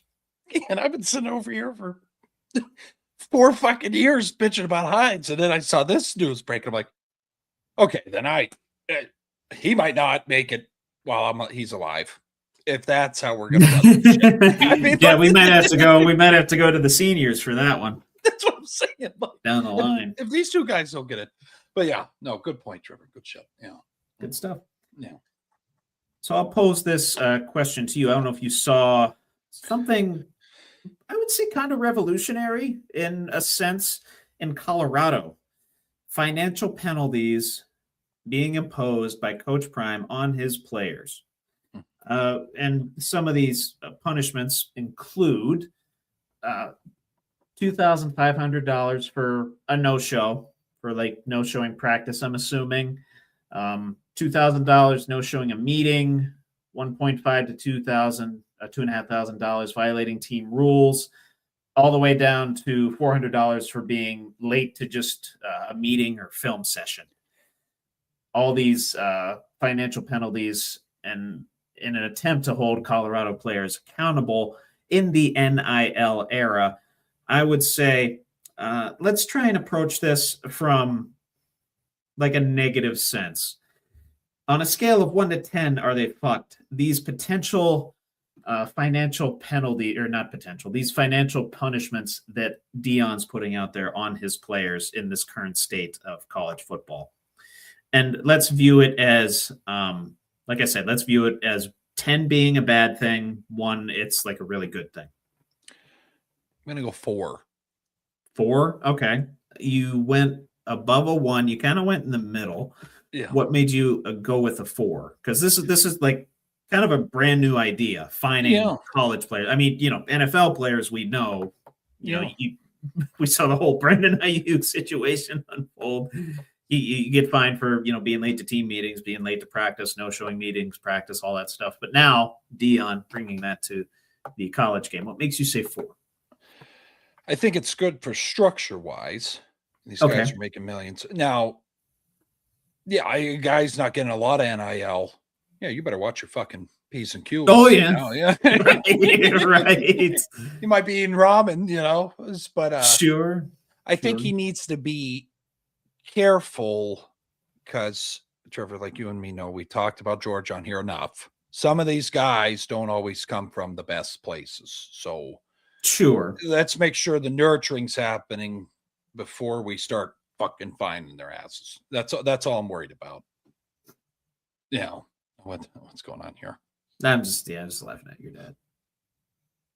Yeah, well, I mean, I understand that, but this is something that I'm actually in favor of. I'm going to go with just for the sentiment of guys that don't necessarily make a lot of NIL money, or maybe aren't on scholarship walk-ons. I'll go with a 3. Yeah, I'll go with a 3 because if you're a walk-on not on scholarship, you go and make the team. All of a sudden, you show a practice, you're out $2,500, and in all likelihood, if you might not come from the best either financial background, socioeconomic state, your spot on the team is probably forfeited at that point.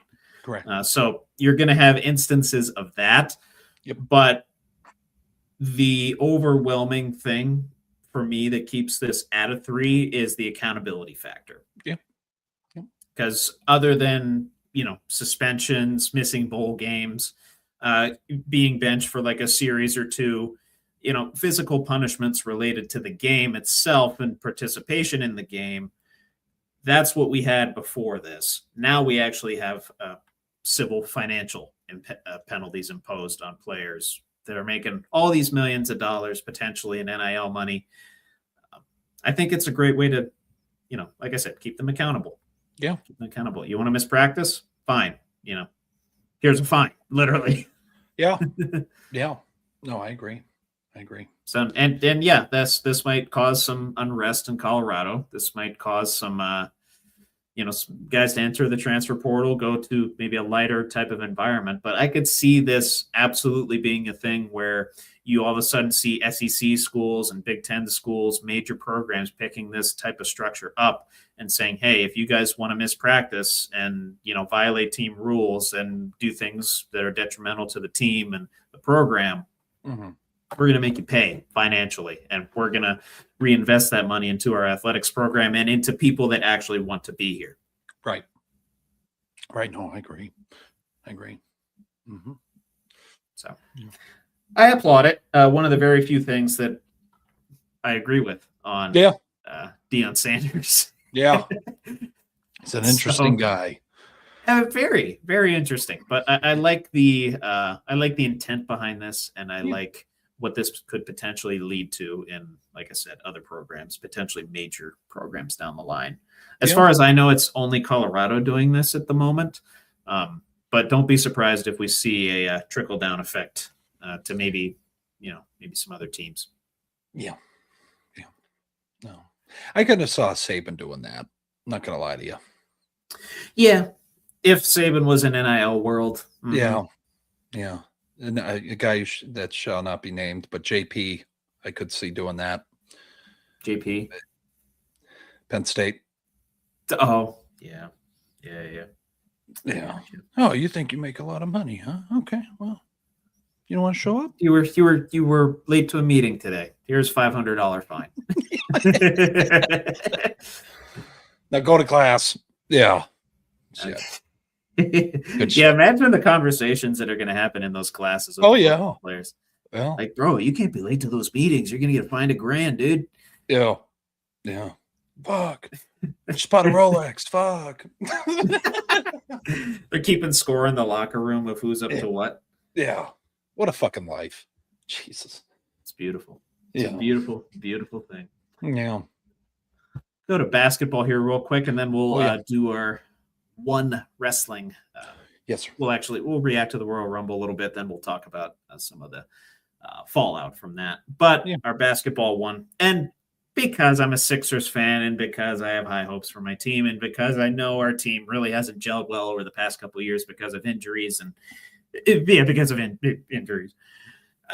The 76ers' chances of winning the Eastern Conference with Paul George's 25-game suspension related to the violation of the NBA's anti-drug policy. Are they not allowed to smoke weed? That is a great question. I will have to verify that later. Okay. I'm just. Is that what it was? I don't know what drug. I don't know. That's why I was. I didn't know if we knew what the substance was, because I think we should. It was just marijuana. That's valid. Yeah. Let me give that a look for you here, real quick, Bill. Maybe I can shed some light on the situation, because I only saw, full disclosure, I only saw the Instagram post of Paul George 25-game suspension. So let me click into the Sixers here on ESPN. Maybe I can bring up the article, and maybe it'll outline it for us. Paul George suspended for 25 games. Here we go. If it'll let me click on it. Oh, it's just a video. My bad. No, that's okay. We can find out later. Yeah. Oh, here we go. Okay.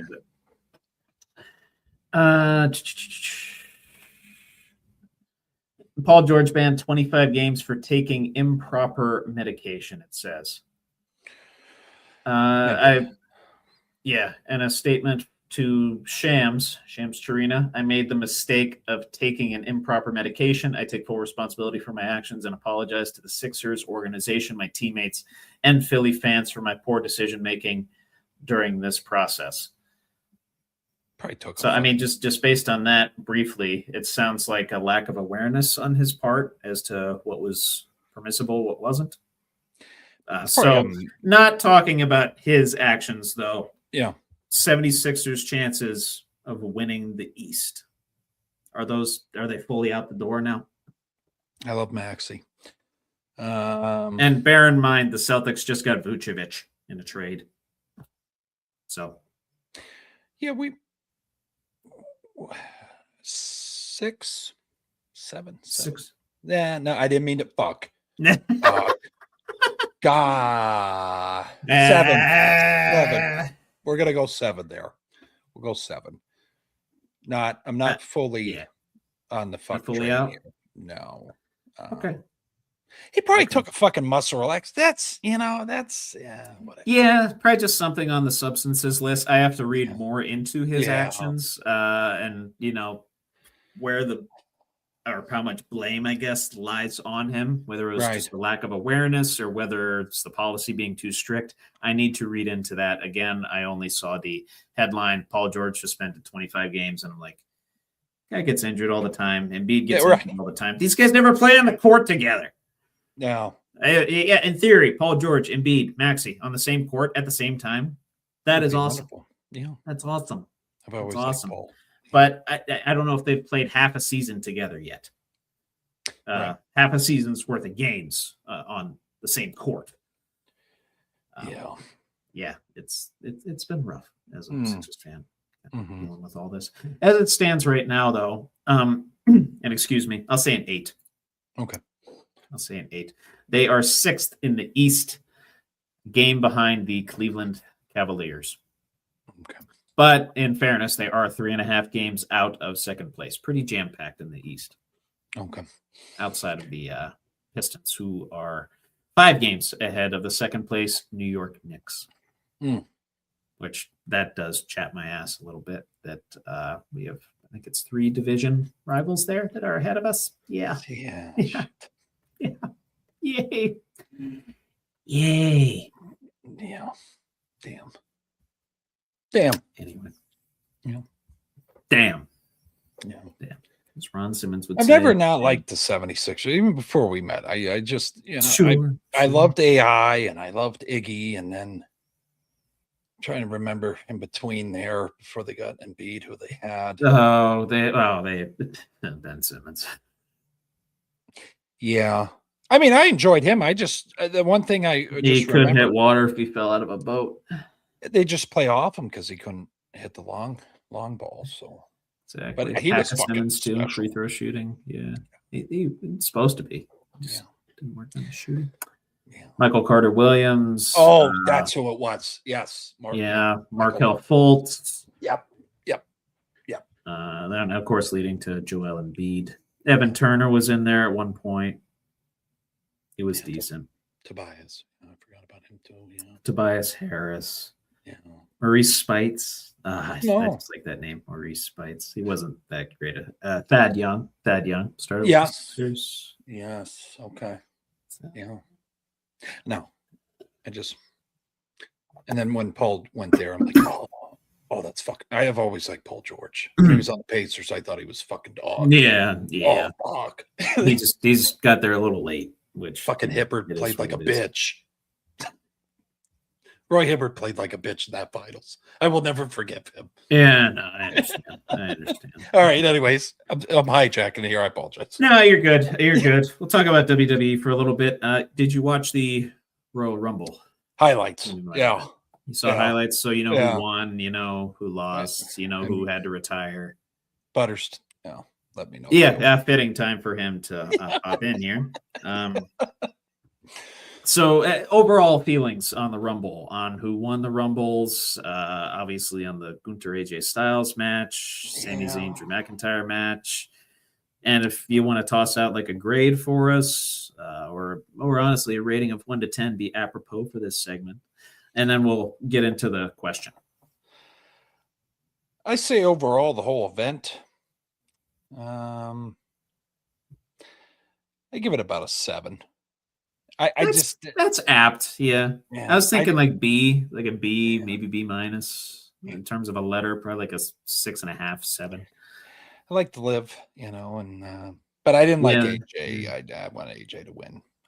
I hold on to those old guys, Trevor. I do too. Fuck. I do too. This guy's just a legend killer now. They gave him the moniker the career killer. That's perfect, spot on. But I thought it was eventful. I don't think some are saying Paul's missing a step here. I don't think so. Yeah, I can understand maybe why you say that. You're kind of forcing Sami Zayn down our throats a little bit, but he gets the Saudi Arabia pop. So, like, yeah. Those fans were going fucking wild, man. I agree. And the stadium that they literally built that stadium in like, I don't know, like less than a month. I think it was a few weeks or something. Yeah, yeah. Wow. Okay. Which, I mean, the folks in Italy building the hockey arena could take notes. Well, right. Yeah. That's Riyadh Season Stadium, I think it was called. Yeah. It was weird, the lighting, though. Like, you really couldn't see the fans. Did fuck with my eyes. Yeah. I thought it was jam-packed, but like, if you look and you just see all these lights. Is it empty? Is it what? Okay. But no, it was just dark and you just saw lights. So that was how it was during the live. Like yeah. Oh, I thought it was a highlight issue when they edited it. No. Wow. That's actually how it was. Yeah, that was a little weird. That would have fucked with my eyes. They were still loud though. They were still, they're still decently loud. Yeah. Granted, that event started 10 p.m. their time. So yeah, I can understand why they might be a bit tired. Yeah. And the reason I go 7-2 is, again, I think we talked about it last Royal Rumble last year. We're breaking barriers down. I think Paul knows that. We're there for another cause. So I like that. I mean, WrestleMania is over there next year. So. Right. Yeah. But there's just a lot of negative comments I've seen. Why the fuck are we going to Saudi? Sell out. We're doing other shit while we're over there. And money's involved. But I don't like how they treat the women over there. Yeah, that's why. Yeah. I hope we're kind of help in a way. WWE maybe kind of empowering women in the ring shows. Right. I mean, they still have to like. I don't like that either. It's the custom over there. It's the religious, social reasons. Yeah. But it is what it is. It was all right. I don't mind that Roman Reigns won the Rumble. I mean, obviously, I would have liked, maybe LA Knight to win it. Yeah, we talked about that. Yeah. Braun Breaker, maybe a bit more of an up and coming type. Yeah. But we saw what happened with Braun Breaker, or Oba Femi. That would have been awesome. But it was fine. The Zayn McIntyre match was there. The women's Rumble was very exciting. Oh yeah. Very exciting ending there. I keep telling people about that Sol Ruka. Like, keep watching that lady. She delivered like 4 or 5 of those soul snatchers. Yep. It's beautiful. I hope she's women's world champion at some point. That'd be lovely. That'd be lovely. But the thing that I want to talk about personally, yes, sir, is in relation to the retirement of the phenomenal one, AJ Styles.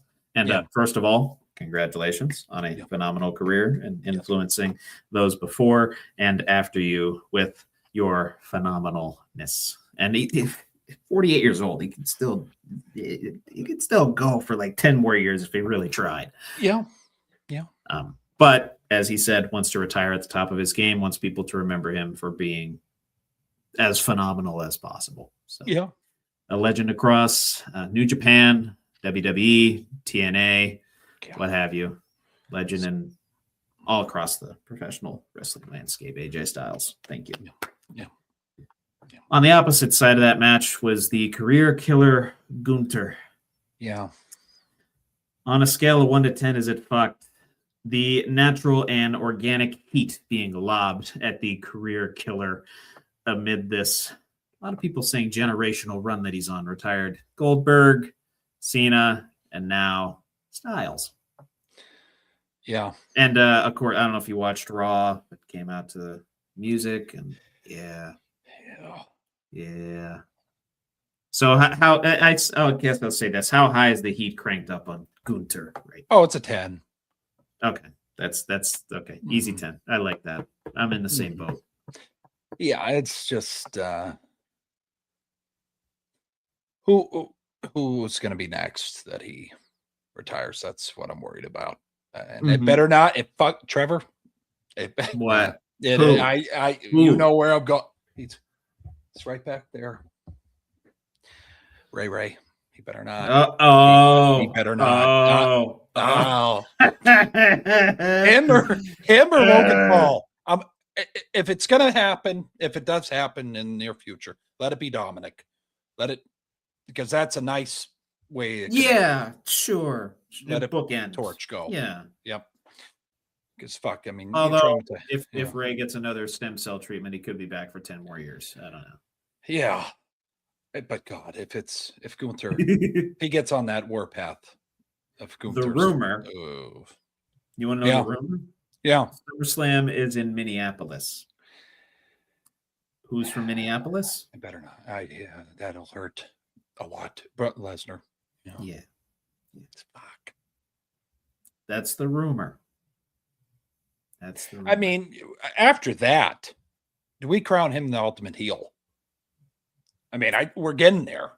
I would say so. We might already be there in a lot of folks' eyes. I mean, fucking he's getting some pretty legit like heat tossed at him. The way he's disrespecting these legends after, and yes, it's all a show, ladies and gentlemen, but like people are, I would imagine a lot of people are legit pissed. I mean, from 35 and below, I mean, this guy's fucking up all of our memories of WWE. If you're really, yeah. I mean, AJ gone, Cena gone, Goldberg gone. Does this compare to the pain maybe people felt with Andre and Hulk? I don't know. I think we're starting to get past this a little bit. No, I'm still not over Cena. Okay, that retirement. I'm still not over that. I feel like the pain's going past. I can't rewatch that match. I've brought myself to the loading screen a couple times to try and rewatch that match. I just can't do it. I can't either. The smile. Yeah. No, I'm good there. No. But in reality, doing that for the future of the business. So, in establishing this career killer. What's better? Oh, any fun? Oh, okay. But yeah. Oh, Eddie Faulkner. Oh, nice. Yeah. Nice. Awesome. Yeah, glad he still has a job in the AFC North. Hell yeah. Great. Yeah, he's working with fucking Derek. Yeah, he's working with the enemy. All right. Is that all you had for on? That's it. That's all I got. And real quick, I want to do Yeet and shit lists if you could. We'll do a double feature on the Yeet list. Okay. We already have one AJ on this Yeet list, that being AJ Lee, who returned not too long ago to WWE. Mm-hmm. Gonna put another AJ on there in AJ Styles. Yeah, hell of a career. Multiple-time WWE champion, New Japan Pro Wrestling champion, ace and undisputed boss of Bullet Club, face of TNA for so many generations. Yeah. Pretty easy one there. The phenomenal AJ Styles. And the other one that I had written down, actually, a pretty amazing story that I heard out of the Winter Olympics. Lindsey Vonn, who was involved in a crash, happened a few days ago, about a week before the opening ceremonies, which I believe are this Saturday. Is that correct? I believe so. I believe it's on Saturday. Yeah. I'll verify that before we go off the air here. Ruptured her ACL. Ruptured her ACL, but is still going to participate in these Winter Olympics. The 41-year-old legendary downhill skier, special talent, and special human for being able to withstand this sort of punishment and still represent your country at the highest level. So, got to give props to Lindsey Vonn.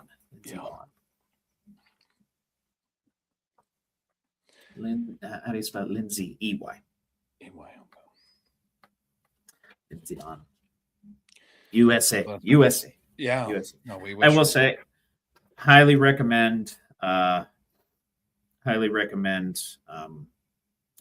is it called? The Boys of 1980 on Netflix. Okay. That Miracle on Ice with the Winter Olympics and Lake Placid. That got me fired up. Yeah. That got me wanting to chant USA, USA at these Olympics. So let's get it done. Yep. And continuing the theme with the Olympics, this is a tentative entry.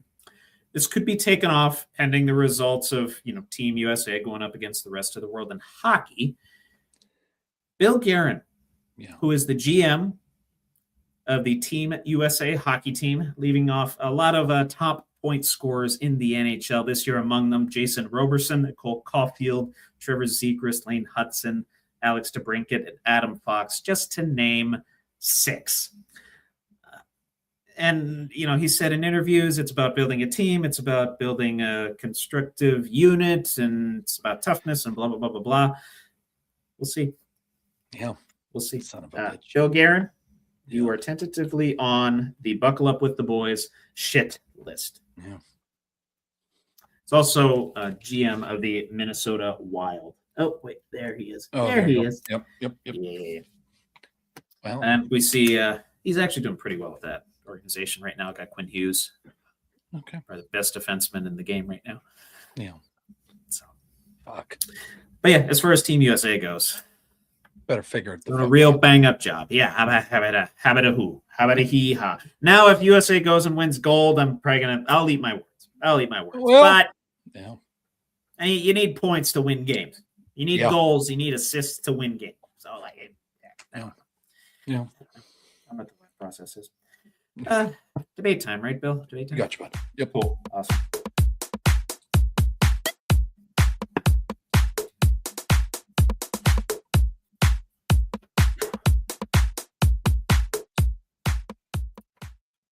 Weighing in at 240 pounds from Olean, New York, your St. Bonnie alum, Drew Billy, with debate time.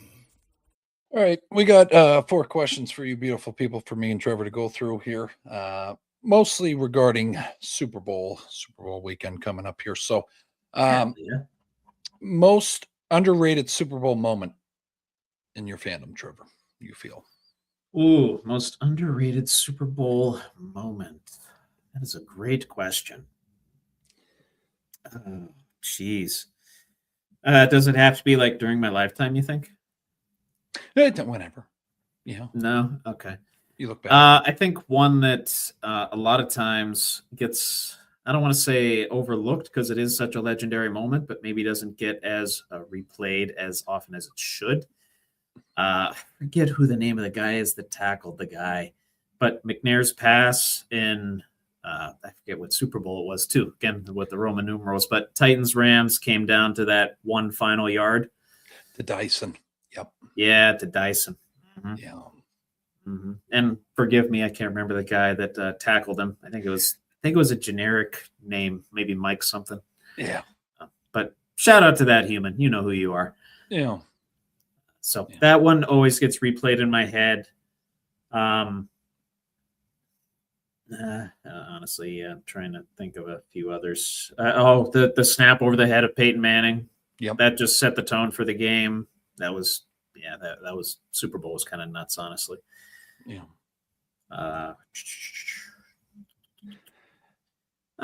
Those are kind of the two that are coming, shooting from the hip there. Yeah. Being biased here, I put it in the shorts if you people want to check it out. But Willie Parker's 75-yard run, I don't think that's talked about enough, because there wasn't much of a hole, and he shot right through that motherfucker. And that I think that broke open that game. I mean, Ben was struggling. I don't think that he was. That he was. I don't think we win that game if he doesn't score that touchdown. That's where I'm at. Because I agree. The game. Well, in Super Bowl 43, Lamar Woodley's strip at the very end. Yeah, I just saw that. It might have been actually one of the Buckle Up with the Boys on one of the Buckle Up with the Boys pages that I saw that. People, people remember the toe tap, but the defense had to go on and close it out, and they did. That whole, you go back and watch that 10 minutes down in that fourth quarter. Yes. I mean, that's fucking chaos going on, Trevor. Like, right. Jesus Christ. But and the Edelman catch in that comeback. Yeah. I still don't know how he caught that. I mean, people remember, the Julio Jones catch. Yeah. Well, honestly, that one too, the Julio Jones catch. Yeah. And that's Super Bowl 51. Mm-hmm. And I think it was Jermaine Kearse in Super Bowl 49. Last time the Patriots and Seattle met, had that just like juggling. And then, of course, it's always the moment before the moment. Yeah. Yeah. That people forget. So yeah. it's, those are the ones that, now that I'm kind of thinking through that question logically, it's always the moment before the moment. Yeah. Like with Super Bowl 43, the Fitzgerald streaking down the field. Like you look at, what would have been the moment if this had gone the other way? Oh, that's right. Yeah. No. Best halftime show all time in your opinion? Oh, Prince has got to be up there. I always go back to Prince. Yeah. Either him or Michael. Michael's was good. I know these old heads will say, "Oh, you new gen fan," but Eminem, Snoop Dogg, and Dre's. Oh, I mean that shit.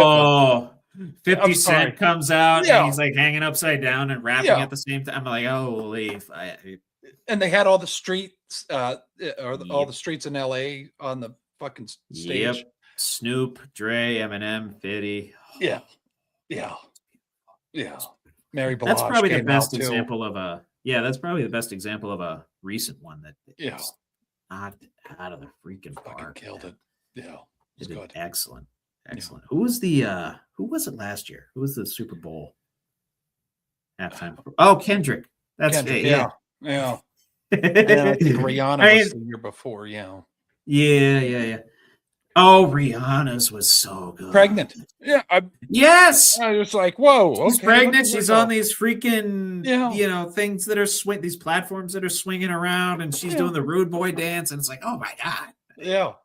That ass. Full disclosure, I do have a soft spot for Rihanna. I do too. I do. I like her. I do. S&M, come on. Yeah. Chains and whips. Yeah. Umbrella, Rude Boy. Yeah. Give me all of it. Yeah. No, I love her song. Pops on somewhere. You'll see me tap my foot or something. Yeah. She gets a reaction. Breaking Dishes. Breaking Dishes. Yeah. Breaking Dishes is on my workout playlist. It just showed up there, and I listened to it, and I'm like, yeah. You know what? I'm gonna leave it. Yeah, it's good shit. I like it. Yeah. Best her fucking collabs with Eminem. Oh yeah, Love the Way You Lie. I mean, fucking. And that music video for that one is Anyway. Yeah. Next question. We're going down nostalgia half there. Best location for the Super Bowl in the past.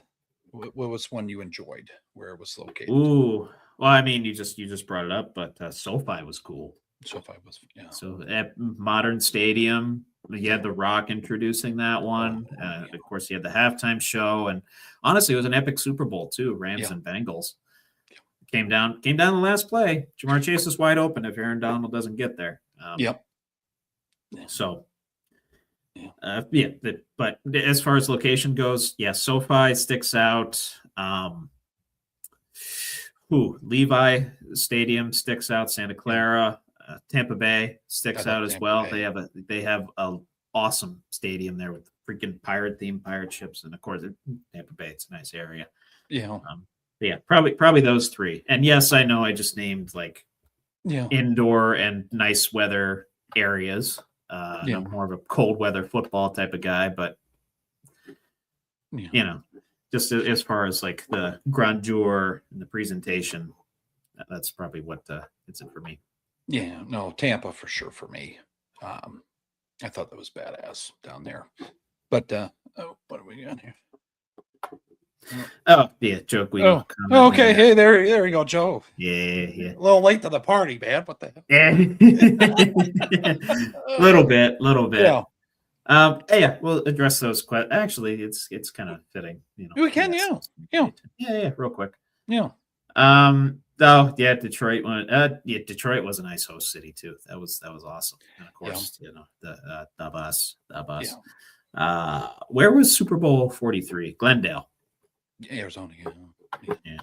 Or no, that wasn't in Glendale because that would have been a home game for them. Or no. Where the fuck was that? Was that in? Yeah, where was Super Bowl 43? I can't even remember. Oh, look at Tampa. That one was in Tampa. That's why I love it. Okay. Yeah. Okay. But I was more thinking of the recent Buccaneers Super Bowl that they won. That too. Upgraded stadium and all that. Yeah. Search for an OC is as dire as in years past. Probably not. Yeah. Probably not. And I like that McCarthy's calling plays kind of takes pressure off of that, as well documented on here and elsewhere. Recent Steelers history with OCs has not been great. No. Not great. Shit. So Price hopefully it's Todd. I like Todd Haley's offense. I really do. Yeah, I didn't mind it. I didn't mind it. Get along. That was the only thing that they just didn't. Yeah. Oh, going all the way back to Kenny. Come on now. Yeah. Or Bruce BA. I loved BA. Love BA. Ken Wisenhunt and Bruce Arians was badass. Man.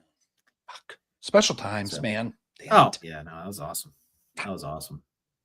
If you could go back in time, what Super Bowl would you have liked to be at? So the ticket's free. Ooh.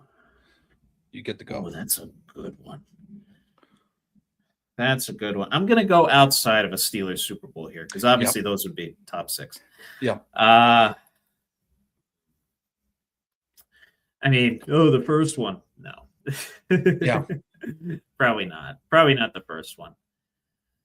I'll let you give your answer. I got to think through mine here real quick. I would have to say if non-Steelers Giants against the Patriots when they beat them in their undefeated season. Oh, yeah. I feel like that place had been fucking rocking. Oh, yeah. Yeah. No, that would have been awesome. Mm-hmm. That would have been awesome, dude. Probably not one of the Cowboys ones. Yeah. You know what? Maybe Packers Broncos. Oh, yeah. This one's for John. Yeah. You get to see that spinning in midair play. Maybe the last Raiders one with Marcus Allen's legendary run. That would have been cool. Yes. That would have been cool. Probably not one of the Chiefs Eagles ones. Sorry. No, I can't do it. No. Honestly, the follow-up Super Bowl between Pats and Giants was arguably more exciting. Oh, yeah. Than that other one. Yeah. One of the most exciting games I've ever seen. I actually might go with the Patriots one, and it's pretty recent. Probably 52. Okay. Super Bowl 52. Yeah. Where Nick Foles won the MVP, which I probably should have put him in that special. list. Yes. Yeah, the Philly special. Brady set the record in that game. I think the final score of that game was 41-33. So you got to see a really exciting ball game there. Came down to the last play. I think Brady tried to Hail Mary it to Gronk, and it didn't work out. Worked out for the Eagles, though. From a pure quality perspective, I'll say Super Bowl 52. Either that, maybe, or honestly 51. I'm going to throw a caveat to this. Sure. Which one between Super Bowl 40 and 43 would you go to? 43. Okay. You would be all right. You could see the Bucs' final game. Yeah, I know. But that's where I struggle. I know. I understand. I understand. But you do get to see a record-setting run in Willie Parker's however many 76-yard dash, I think it was. Yeah. But 43, you get to see one of the most legendary games in Steelers lore, two of the greatest plays, not just in Super Bowl history, but all time. 100-yard return for a touchdown, and of course the toe tap. Yeah. 43's kind of an easy one there. Although there is a certain sentimentality that goes with maybe 40. But honestly, if I'm a Steelers fan, I might go to that one with it was 35-31 against the Cowboys. I think it was Super Bowl 13. Yep. Lynn Swann. Mm-hmm. Yeah. Okay. Yeah, that would have been a very exciting game to go to. Leap and catch.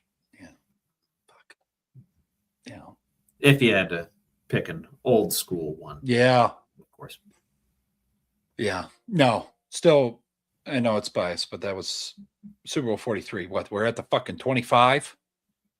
That drive is still one of the greatest drives. And it started with a holding penalty. That's what I'm saying. It backed us all the way. Oh my God, dude. It just, I'm going to watch it back again tonight. I've watched the fucking thing probably 100 times. I still get excited watching it. Make it 101, brother. Yeah, Make it 101. But no, that's all. Joe Guido, it was 28-3. 28-3. Not 27-3. Oh, okay, 20. Yeah. Oh, are we do have a new thing for Be a Man. Are we ready for that? Oh yeah. Go ahead, drop it for us, Bill. Yeah, Billy got a drop and a little screen effect for you for Be a Man question of the week. Rip it. Yep.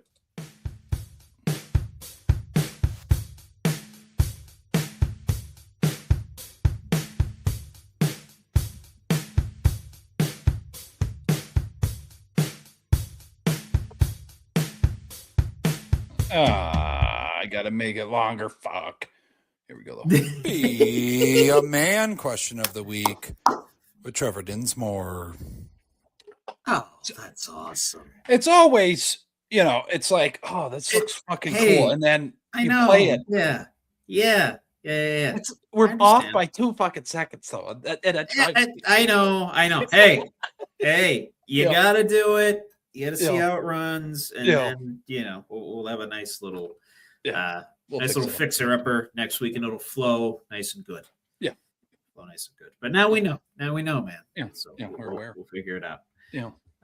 Be a Man question of the week. Is there anything that sometimes holds you back from having deeper conversations with people? Deeper conversations with people.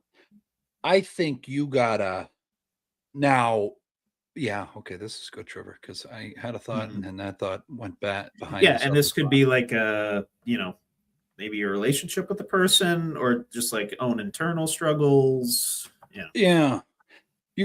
I gotta be comfortable with that person if I'm gonna talk deep with them. Yes, that's valid. And then I gotta make sure that what we're talking about. I feel like I'm helping in a sense. Sure. If I'm not helping, then I like, oh shit. Like, if it's in person or I'll get in the car or I'll hang up the phone. I'm like, fuck. You always have those thoughts come in like, oh, that would have been good, you dumb fuck. You didn't say that though. But yeah, I think it's a comfortability. Have a deeper comfortability. Yeah. Okay. Yeah. That's valid. Yeah. That's valid. Echoing that, you definitely have to be a trustworthy person. I have to, quote unquote, let you into my life a little bit. I'm a pretty private individual, like to keep to myself for the most part. And there's a lot of things that a lot of my friends will never, ever know about me, only a select few. Echoing that sentiment, as well as for a long time, it's becoming less and less of an issue, but I guess just the, I don't want to say the embarrassment, but I guess the anxiousness of what people might think when you say these things to them, that's still present. It's much less a factor now than it was, high school, throughout college, and even up until very recently. It's getting better and better overnight, but like, how is that other person going to react to, what you're potentially dealing with or what you maybe have to talk about? So I would say anxiousness about what issue you're having, what issue that other person's having, as well as the potential embarrassment, and I would say like a bit of a feeling that you're alone in the situation too. And there's a certain, I don't want to say a certain comfortability with that, but there's like a certain something in saying, oh, this problem is exclusively my own. But then you talk to somebody that's dealt with it, that can be kind of tough to overcome. Oh yeah. I agree. But yeah, not as super lengthy with our answers this time, but an important question, I think. Yeah, and I think too. I mean, it even goes with you and me talking for 2 hours and 14 minutes. It's not kind of opening ourselves up a little bit, you know what I mean? So Yeah. it took me a little while. And when we first started this too, it's like, oh, okay, I can't see who's watching me. I think that's the hardest Yes. thing. Yeah. You and me are having a conversation, but there's Sure. someone else that's hanging around the phone. Third party observers. Oh, yeah. So, but yeah, no, good shit. That was a good question, though, Trevor. Yeah, but anything else for the people out there, Trevor, tonight? Yeah. Enjoy the Super Bowl, however you're celebrating it, whether you're watching it alone with friends, family, or you're attending a Super Bowl party. Be safe, be well, and eat well, obviously. And of course, all glory to God. Praise Jesus. Yeah. God bless. Yeah, no, we appreciate it. As always, have a good day. Have a good night. Stay safe out there. God bless. This was another episode of Buckle Up with the Boys with your host here, DB, and host Trevor Dinsmore. We'll be back next Tuesday at 8 o'clock. Recap on the Super Bowl and whatever fucked up news we get out there in this sports world. Recap from our predictions as well. Season predictions as well. But yeah, trying to think of anything else. Make sure to subscribe, like, and comment. Check out our shorts. Hit the bell. Hit the notify bell button on our episodes as well, so you get notified. It'll literally send a fucking alert right to your phone, so you won't miss us and see our beautiful faces every Tuesday. So, but we appreciate it as always. And again, if anybody enjoys sports, send them our way. We put up about 3 or 4 shorts every day. So we appreciate it as always. Have a good night. Oh yeah. Take care, y'all. God bless.